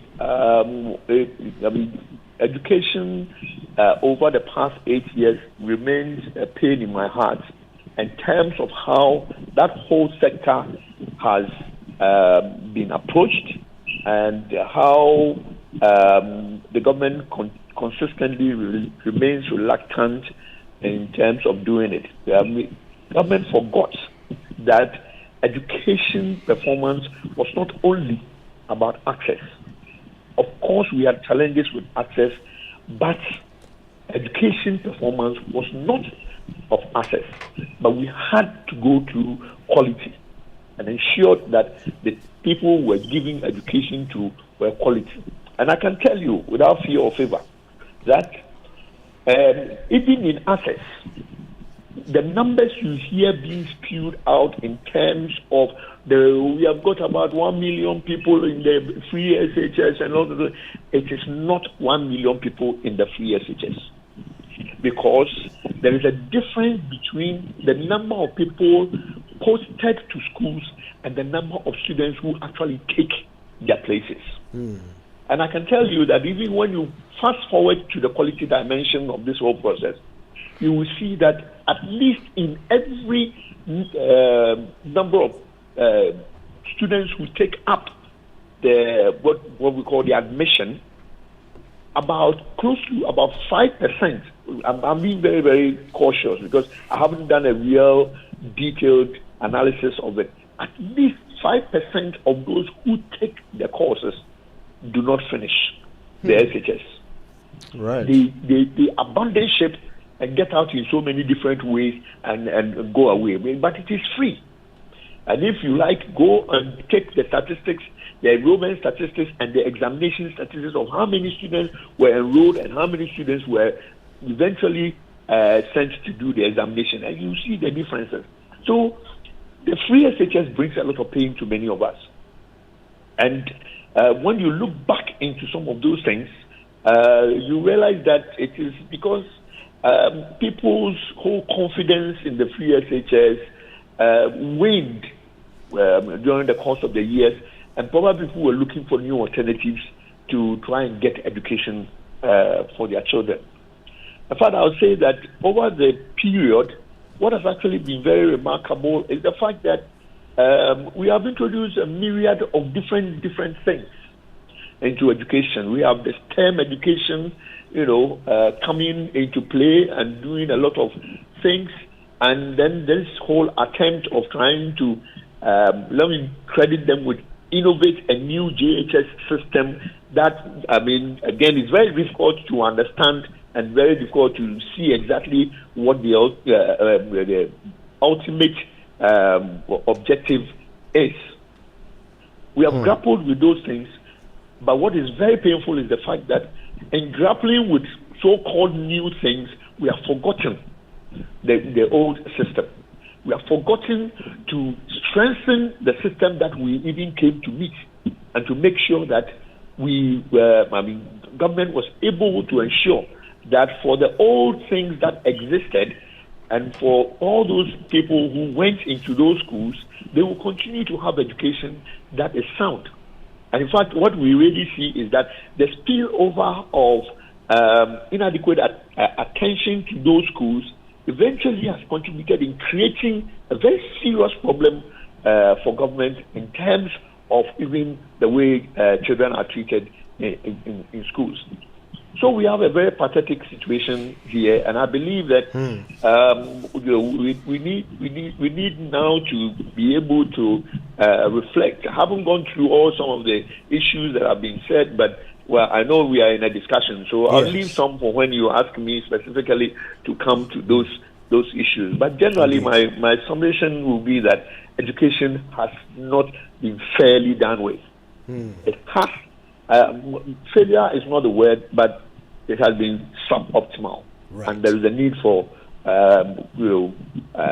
for government as they begin at this point. I mean, I know that government will not say anything new, in terms of education. It will continue to say all those things and all the different things that it has brought in, like STEM education and all the schools that have been set up, even in Abomosu and all of those things. You'll say all of those things today, but those are not the things that people are valuing when it comes to education. And I would even not go to and I hope it will come out, I would even not go to the WASI dimension where we have significantly grievous challenges in terms of ensuring that the children for whom we are even trying to say that we are giving free education, provide the resources for that institution that we have created to support us in managing the quality dimensions of our education to be able to perform their functions creditably. Right. So there's a lot to expect. Of course, as for the SONA, I don't think there will be any new things coming. Well, we'll come to our expectations of today's SONA a bit later in the conversation. But thanks for the assessment of at least the free SHS aspect of the education performance of this president. There's more to talk about. If you just joined us, we are assessing the state of the nation under President Akufo-Addo since he gave his first address in February 2017. We are assessing the state of the nation since then. Our guest, Professor Lord Mensah, has spoken on the economy and finance. We've also heard from Charles Chega on education. Now we're joined by Professor Bafo Agyeman-Duah. He needs very little introduction. Former UN Senior Governance Advisor and the Chief Executive Officer of the John Kufuor Foundation. Prof, it's such a pleasure to have you once again. Good morning. Good morning, and thanks for having me. So perhaps we can start with your general views. I mean, in 2017, when President Akufo-Addo came on the scene, it was on the back of a very heavy campaign to point out the issues of poor governance and corruption that they said were characteristic of their predecessors. President Akufo-Addo promised a new era. He has, been behind the passage of certain important laws, including the creation of the Office of the Special Prosecutor. The Right to Information law finally got passed under him. He claims to be the one who has given the most money in budgets to anti-corruption organizations. But what is the outcome of all of this? How do you assess the actual results on the ground when it comes to President Akufo-Addo's governance record since 2017? Thank you. What I will say is that what I hear from people across the board is that they have a very poor impression about the performance of the president in the area that we just specified. There is a general perception that his government has been corrupt, he's not been able to control it, and more importantly, glaring cases where he could have taken a strong stance, he failed, and that has reinforced this kind of perception. And as you know, in all the reports that you get from Afrobarometer and other kinds of opinion polling, we notice that even including in our position on the challenge of corruption, their position has not been the best. So generally, I think there's a very poor impression about that, only because of this inaction in dealing decisively with cases that are reported. Also, in the area of governance, one of the key issues where people try to assess the effectiveness of governance is what in political science they call political efficacy. That is, the government or the leader's ability to respond to public sentiment, especially the overwhelming sentiments that are expressed by people. And again, in that area, there's a general impression that our president has been a bit intransigent when it comes to reacting or responding to such popular sentiments. A case in point, and this is a very typical, when his own party leaders in parliament gang up and say, look, we don't want the finance minister. In addition to the popular public sentiments, I think the president did not prove himself well by simply being intransigent on that. So for these past 2 years, when these calls were made, he did not respond. There are so many other instances I can cite to indicate where the responsiveness of government to certain popular sentiments were not really met. So that's another, I think, deficit that we have. Then, of course, I think, as our economist expressed, because of the many promises that he gave, and that's important in governance. You give promises, people expect some kind of outcome. And again, there have been certain strategic failures when it comes to the government being able to fulfill. And I think this is due to the over-ambition of governments, our leaders, not only Akufo-Addo, but even in the past, some of the previous leaders.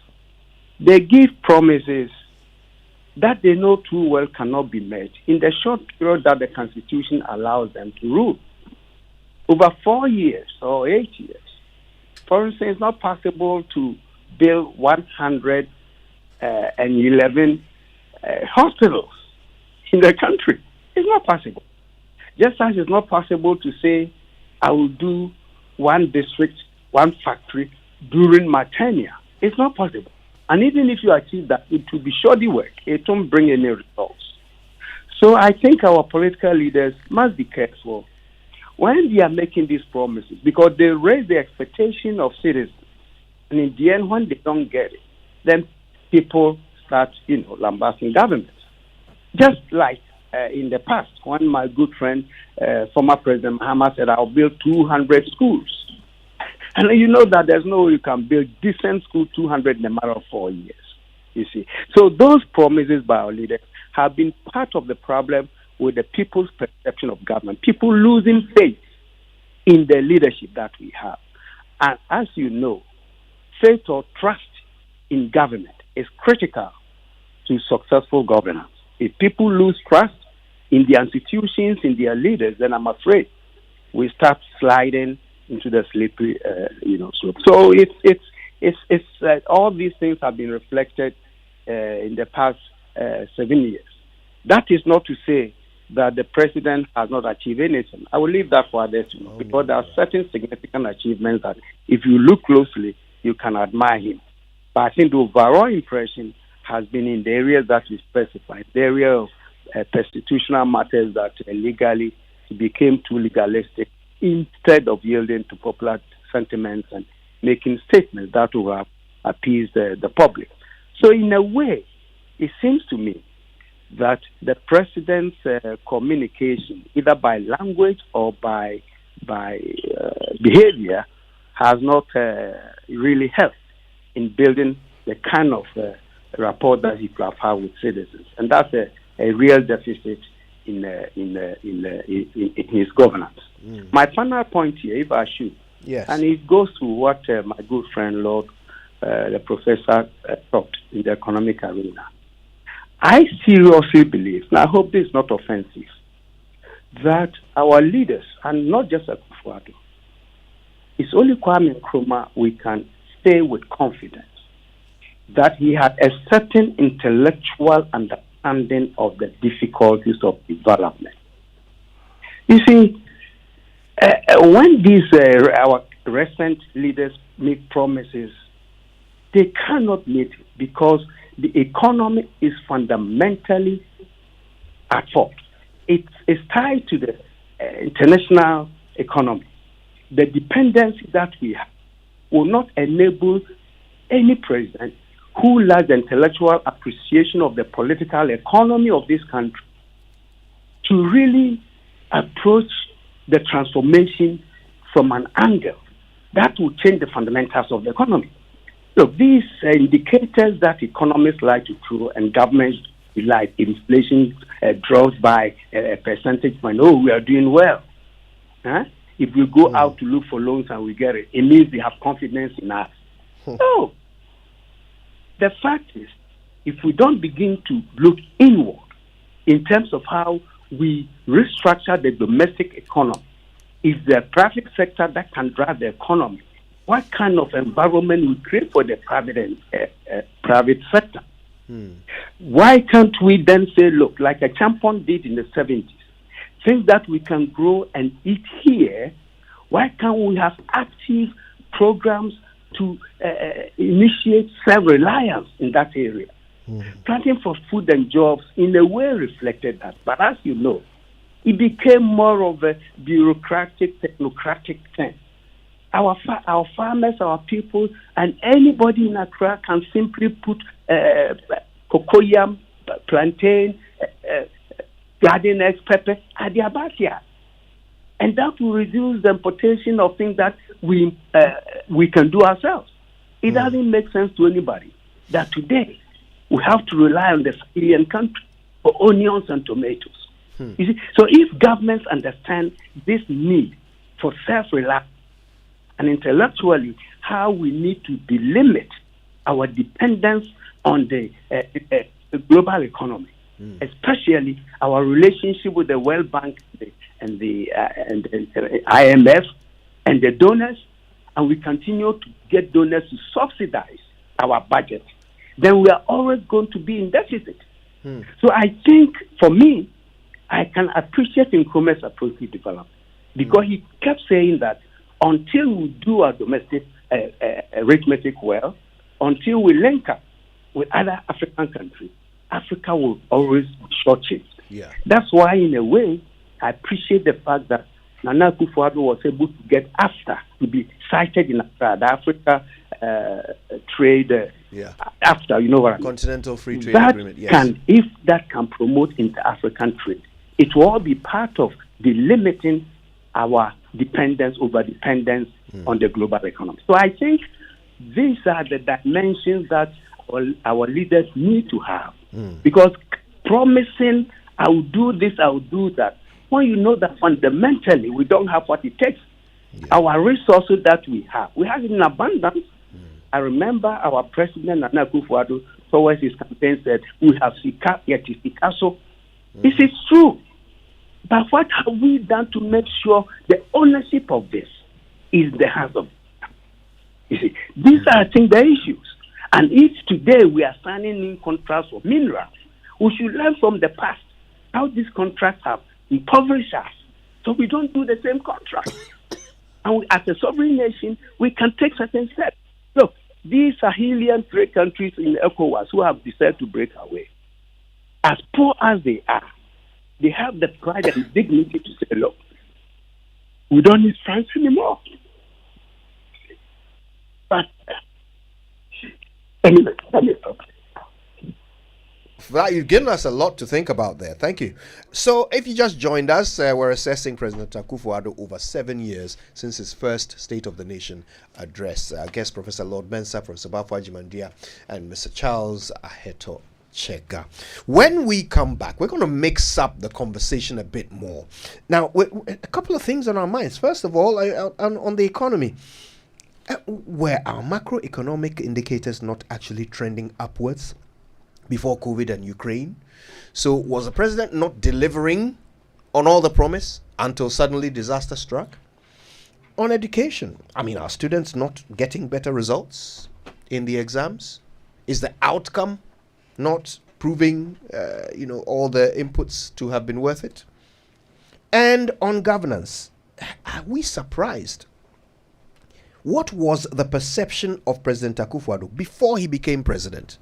I remember him described as a no-nonsense person. How did President Akufo-Addo go from no-nonsense to clearing agent? We will assess his record there and more when we come back from these messages. Also, Recoded. GCB mobile app. Download now from Google Play Store or Apple Store for all your transactions. Smooth, safe, and secure. Chale? Tap the app. You don't need to have an account to upgrade. GCB mobile app. Recoded to do more. Upgrade your style. GCB Bank. Your bank for life. Go GoTV is stepping up your entertainment from the 15th of January at no extra cost to you. If you are on GoTV Value, upgrade to GoTV Plus to watch GoTV Max. Already on GoTV Plus? Upgrade to GoTV Max to enjoy GoTV Super. And if you are on GoTV Max, upgrade to GoTV Super to enjoy the best of the best on GoTV Super Plus. Don't wait. Step up your entertainment today. It's on us. GoTV. Love it. T&C Supply.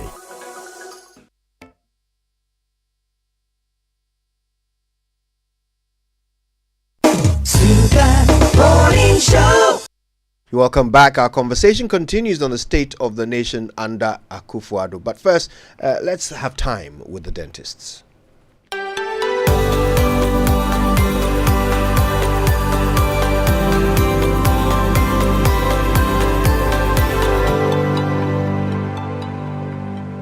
Hello.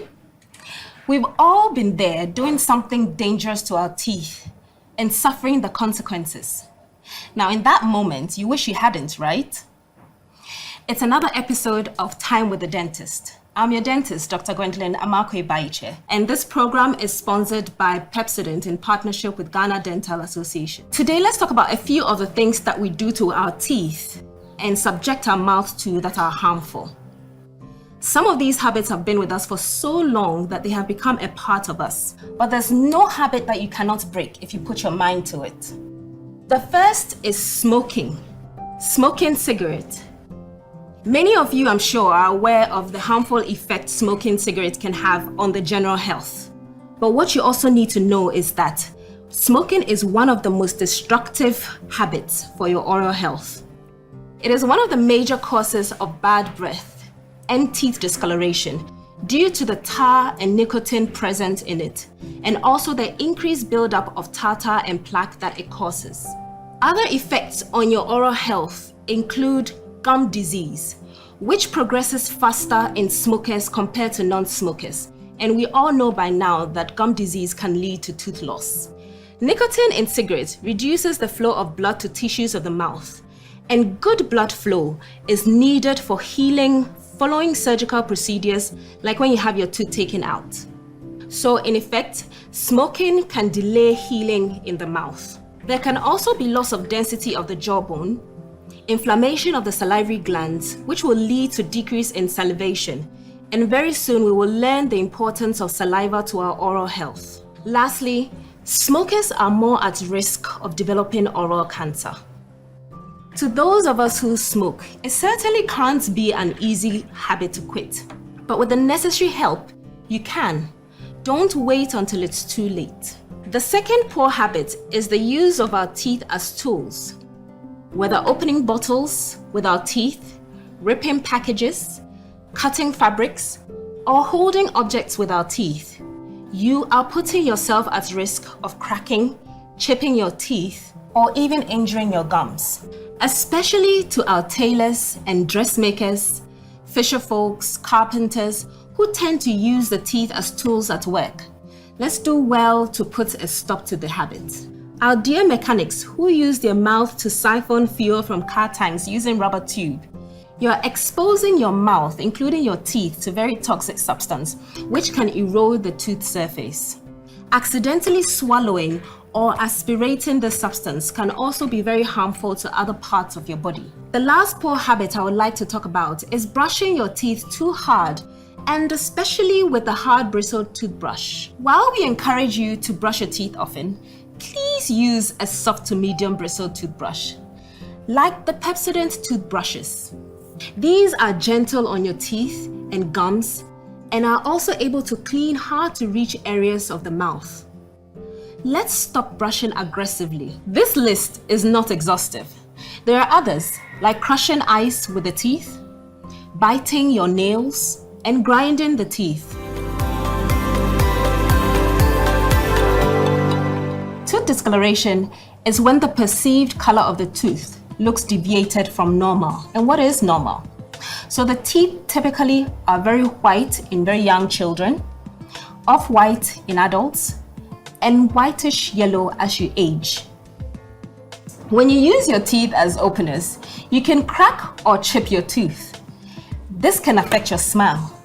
Your teeth will look unaesthetic, it could feel sensitive, and depending on how bad the chip is, you could even feel pain and eventually lose your tooth. Bad habits are not easy to break, but can be broken. Let's put in every effort to stop these poor oral habits. Remember to always brush your teeth twice daily with a fluoride toothpaste like Pepsodent. And visit the dentist regularly. Your teeth will thank you. This campaign is proudly brought to you by Pepsodent in partnership with Ghana Dental Association.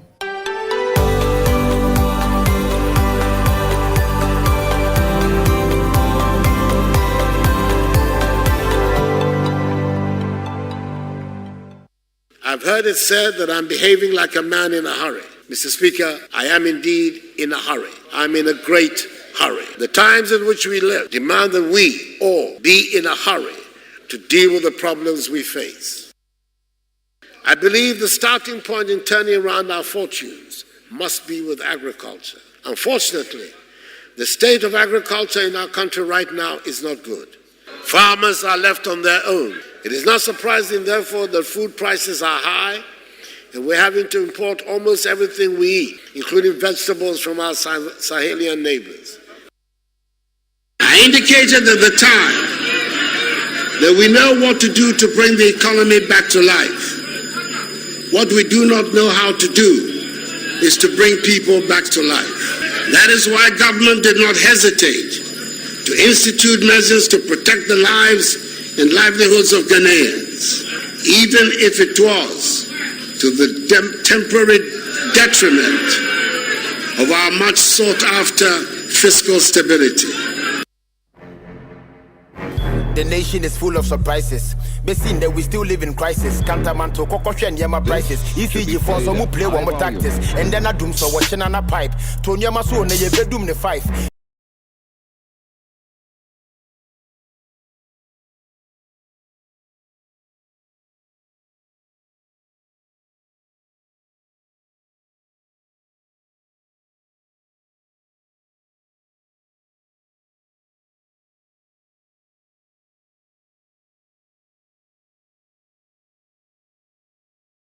And we're having a very different take on the usual State of the Nation address conversations. We're taking it all the way back to the beginning.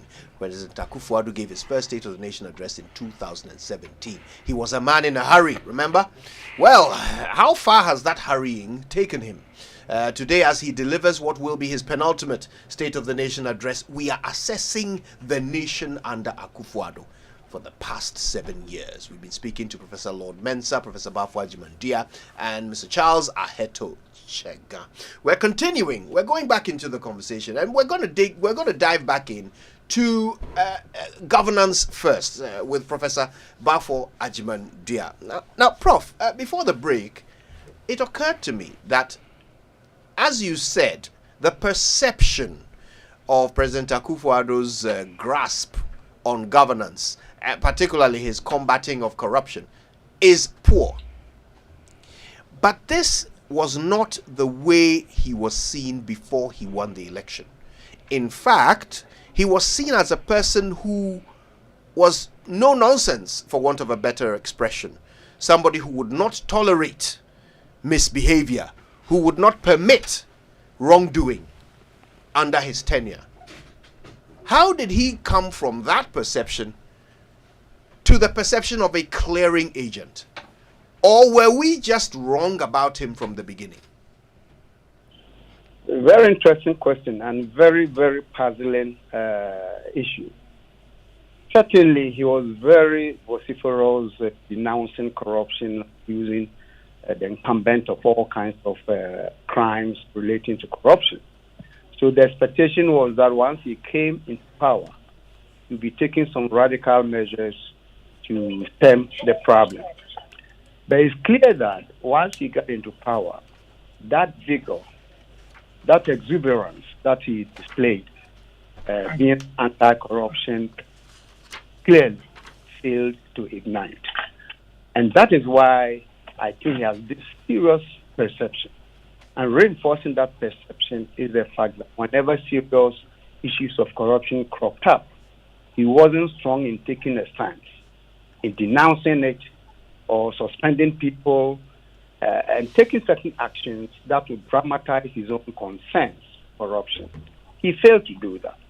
So in retrospect, either he did that because he was seeking power, as politicians do.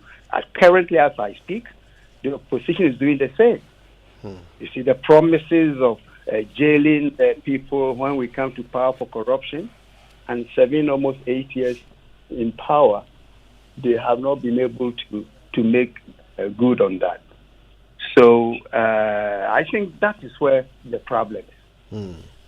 So, I mean, would this be an indication that he was never a no-nonsense person?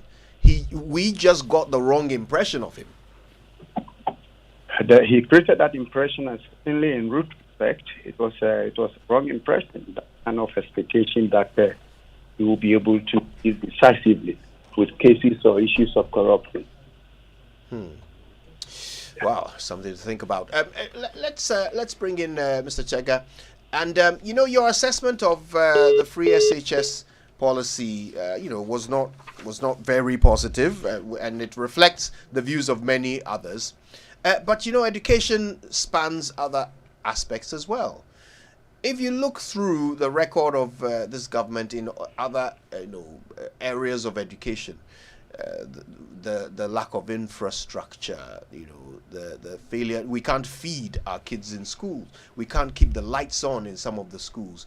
It seems as if the quality of education has remained a subject of debate all the way through the 7 years of President Akufo-Addo's tenure. But the results are touted as better than ever.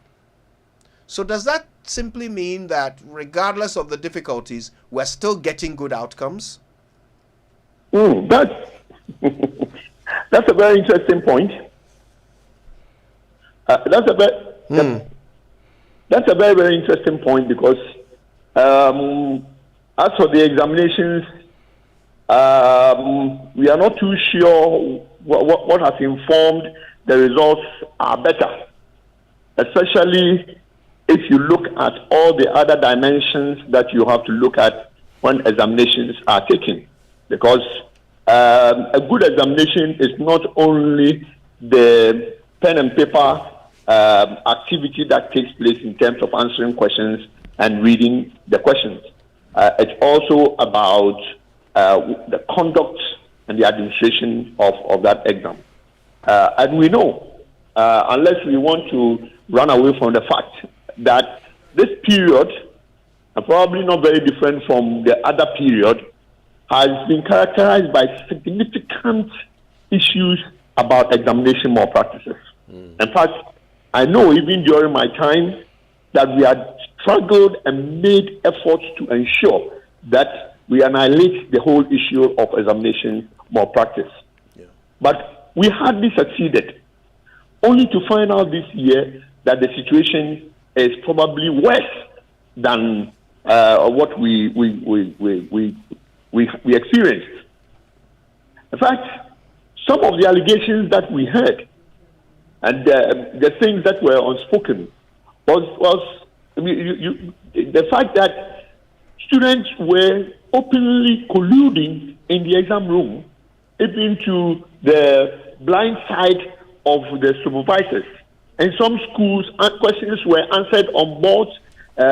Examiners who were coming to look at the conduct of examinations were kept behind the school gate so that the whole shenanigans that they were doing in the school would not be seen and would be done with before the external examiners come in. And even the whole claim about the use of AI is evident that, why do people talk about use of AI? It simply means that people took their telephone devices into the examination room and so had access to the AI, and which was not particularly a situation that we really we had banned at the time. So you see that when you do all of these things, then you really need to sit back and look at the conduct of the examination. But you see, in the exams, we are dealing with young people We are dealing with people who are growing. We know that in some cases this situation may not be everybody doing the same thing. So it becomes very difficult to begin to look at being very, very insistent. And the majority of the cases that were even followed up after the exams had to be dropped because you're dealing with children. And so you sort of grant them the opportunity to go. So when it comes to the quality aspect, we know that when we see the kind of results that eventually come out, in fact, I'm happy to say that I even heard an allegation which said that there was a certain school where when the results came out, the teachers looked at a student's grade in mathematics and said, what? This girl or boy is not good in maths, but he or she gets A1.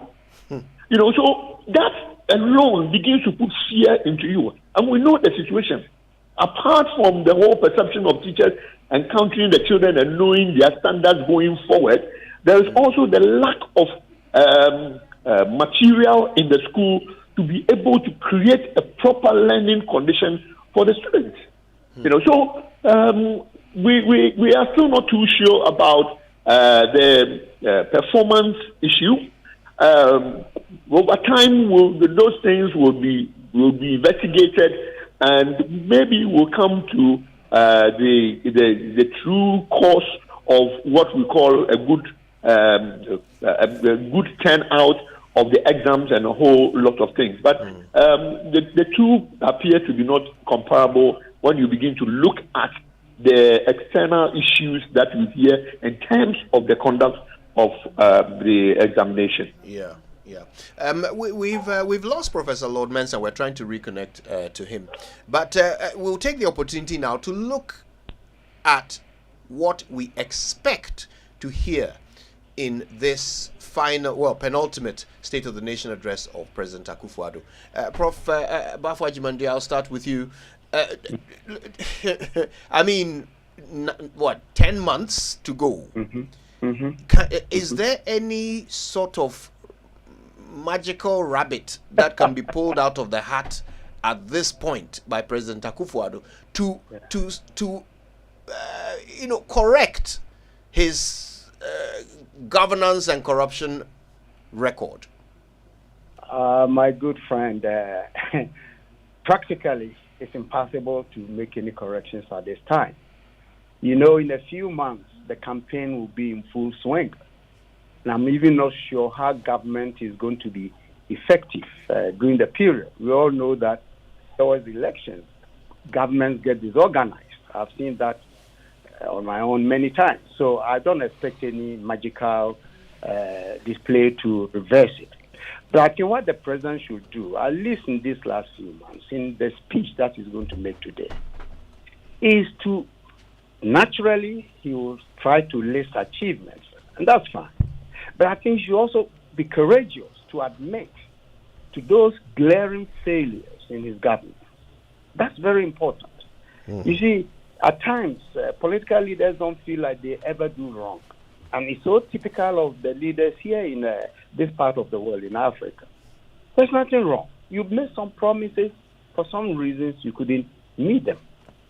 You wanted to do certain things for all kinds of reasons, you couldn't do them. And if you take, like we were talking about earlier, his pronouncement in 2016 towards the elections, clearly everybody expected a very dynamic, a very radical leader who will come and transform a lot of things. It never happened. So, in this last national address, I wish the president, after citing the glaring achievements, and there are some, please don't let us gloss over that fact. There are certain interesting infrastructure development that he has brought about, and I'm aware of some of them. But overall, there have been massive failures. And I think there's nothing wrong for him admitting it. And if, in fact, he's even more courageous, as I thought he was, he could even apologize to the people. I tried to do this. It never happened. You see, that will elevate him to a certain level. But if he comes again using good English to tell us he's the best so far, then I'm afraid people will be quite rebellious to his views and to whatever that he stands for. So my hope is that whilst he's made some achievements, I think it's also important to admit, if he does that, it will change the narrative a little bit. Because as it stands, the public opinion is overwhelmingly against him. So these last 10 months will not be enough for him to really reverse that perception. Unless, of course, by action and by behavior, people begin to see some radical changes in his posture of leadership. Right. Well, Mr. Chega, the budget has already been delivered for 2024. Money has already been allocated to wherever it will be allocated. So, really, as the president comes to deliver the State of the Nation address, do you expect any radical announcements of some corrections in the area of education? Textbooks maybe that have been lacking for 7 years, might they somehow be made to appear in this speech? Will some of the infrastructure that never got constructed somehow be delivered in this speech? What are your expectations? What can President Akufo-Addo do in these last dying embers? Hello? Yes, Mr. Chega, we can hear you. Yeah, oh, okay. All right. Again, this is expectation about this SONA. I think the president ran out of serious words a long time ago when he kept, during the period of the 7 years, being very repetitive in terms of how he saw the education going, and the fact that he gave the education minister some freelance, some free room to be able to do a lot of the things that he thought was developing education. So, coming to the SONA, it's going to be very difficult for me to hear something that may be really new in terms of how he wants to do this, unless he now formally comes out to say that he's going to allow for a review of the pre-SHS, which in fact would mean looking at the whole education sector and trying to address some of the emerging gaps that have been created as a result of the work of the minister in ensuring that things are equitable in the education system, and that students can now have a more healthy experience being in school at a secondary level. And this whole issue of cash flow challenge, which is the main bane of the free SHS, and the intrusion in the administrative process in the secondary level and extended to all the levels of education, would also cease and allow people to exercise their democratic rights in terms of how they feel, in terms of how they work.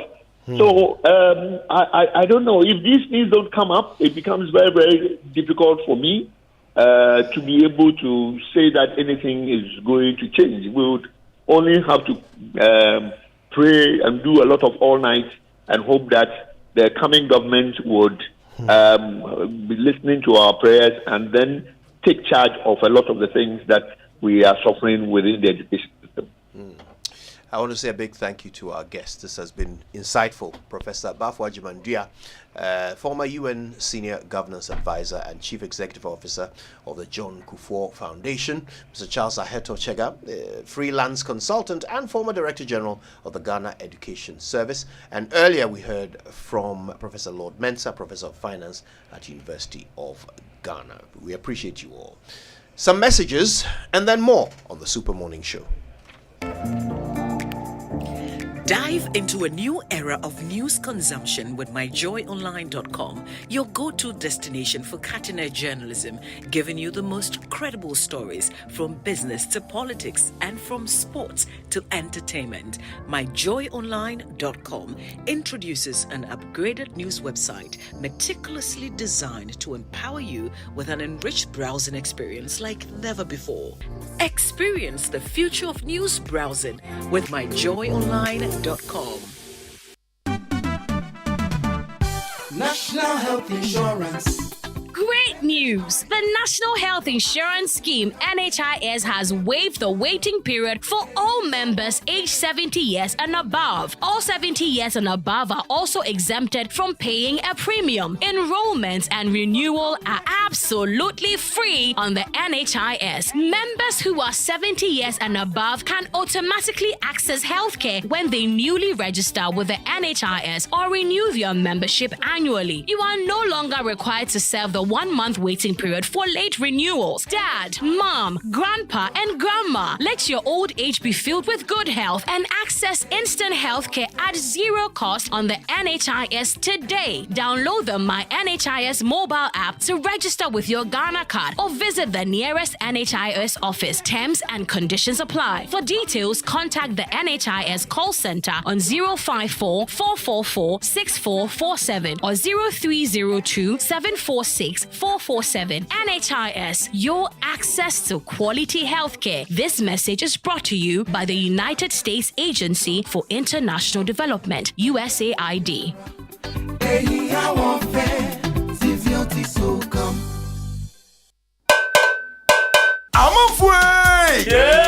Media Sambisa Namo. Etiemratiano, Mumu, I panet me Vietnam, Podom Pemana Yakono. Eh, Quabna. No Mumu wants me to be just my member in that day. And the crow, corporate Mirin and Bodom Pimus, so you super excellent eba. I had a binding to Braye, who see it in a mobile, some man are holding it. Sir, I now could you soon use super excellent Chaco, Nenry dear, a mouse, and we are credit fit. No, what you ask you, my mother feel you. Kojo, sir. Yeah. Pepsodent Heba and a Pepsodent Charcoal. A baby, you're gonna natural. FDIJ Jadion Katuyatu. Let me share my experience with you at the new Aqua Safari Resorts. When you arrive, you're greeted by warm smiles and introduced to your 24-hour butler who already has your itinerary sorted. Enjoy water sports activities like jet ski rides, kayaking, water sliding, flyboarding, and castanet fishing. You can even have your lunch here on the boat cruise. Let the tour guides take you through the sceneries of the mangrove forest, the friendliness of the animals, while you pet and feed them. We chose to have our breakfast with a beautiful sunrise right in front of our cabin. Visit Aqua Safari Eco Resort in Ghana, bringing you closer to nature. Nana Banamoa's Women of Valor is back. On Thursday, 7th March 2024, renowned Ghanaian film director Shirley Frimpong Manson, Nigeria's Rita Dominic, and South African Bonang Mateba will share their untold stories of courage in a crowd. To attend, register now at www.womenofvalor.co to join us at 9 a.m. on the 7th of March at the UBSA Auditorium. Women of Valor is in partnership with Chango for your group contributions and crowdfunding. MTN, Verna Water, TheGhanaReports.com, Zenith Bank, Binance, Compassion International, Ghana Good Skin Foundation, Minimal RX, All My Hair, Office & Co, My Party Place, Beautiful Beneath, Goba Kinti, Ignite Youth Empowerment Initiative, SG Etiquette Consulting, Kiari Realty, Alliance Media, BDP, Max, Premier 369, First Class Solutions, Care Beauty Spa, Zinc Cosmetics, Image Bloom, Stannis Beauty Studio, Glam Brushes, and Uwella Dazzles. And supported by Joy 99.7 FM. Finally, I see your face. Ooh, oh my days. I've been out here.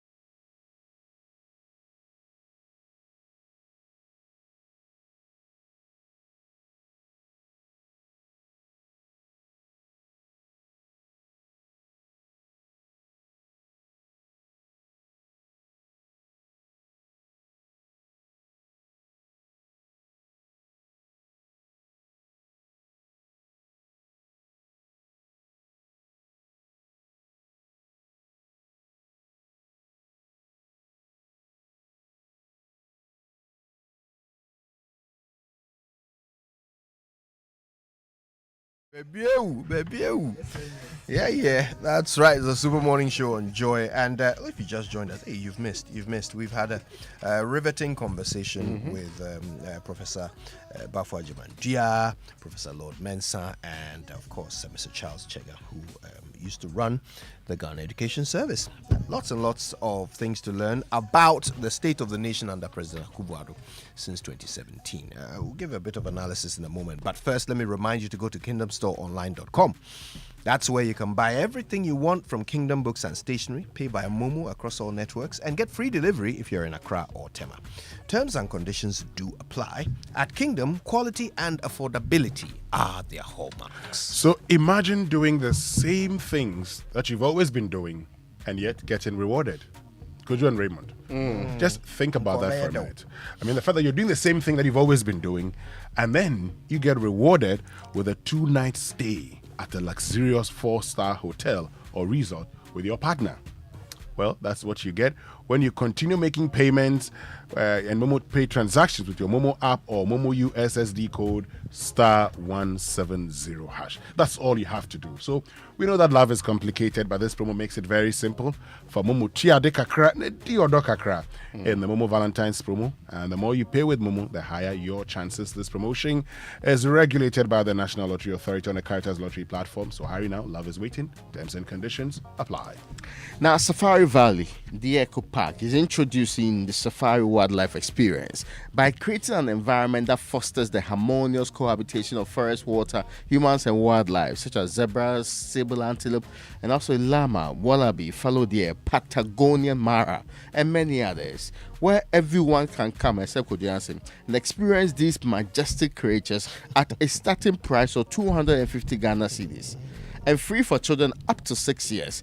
Only an hour drive from Accra. It opens from 6 a.m. to 8 p.m. each day. Visit Safari Valley Eco Park with your friends and family today for the thrill of a lifetime. For more information, visit safarivalleyresort.com, check out Safari Valley on Instagram, or call 059-691-4394.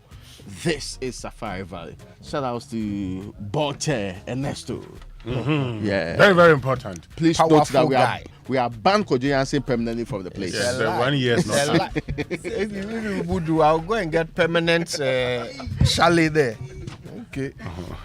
The young man says he will get a permanent chalet. If you people don't beg me. Is he planning to sell his belongings? Yeah. And not come back to Accra. You want to live there permanently? Yes. You want to go and live there. It's not a bad place to retire. You are retiring at 45.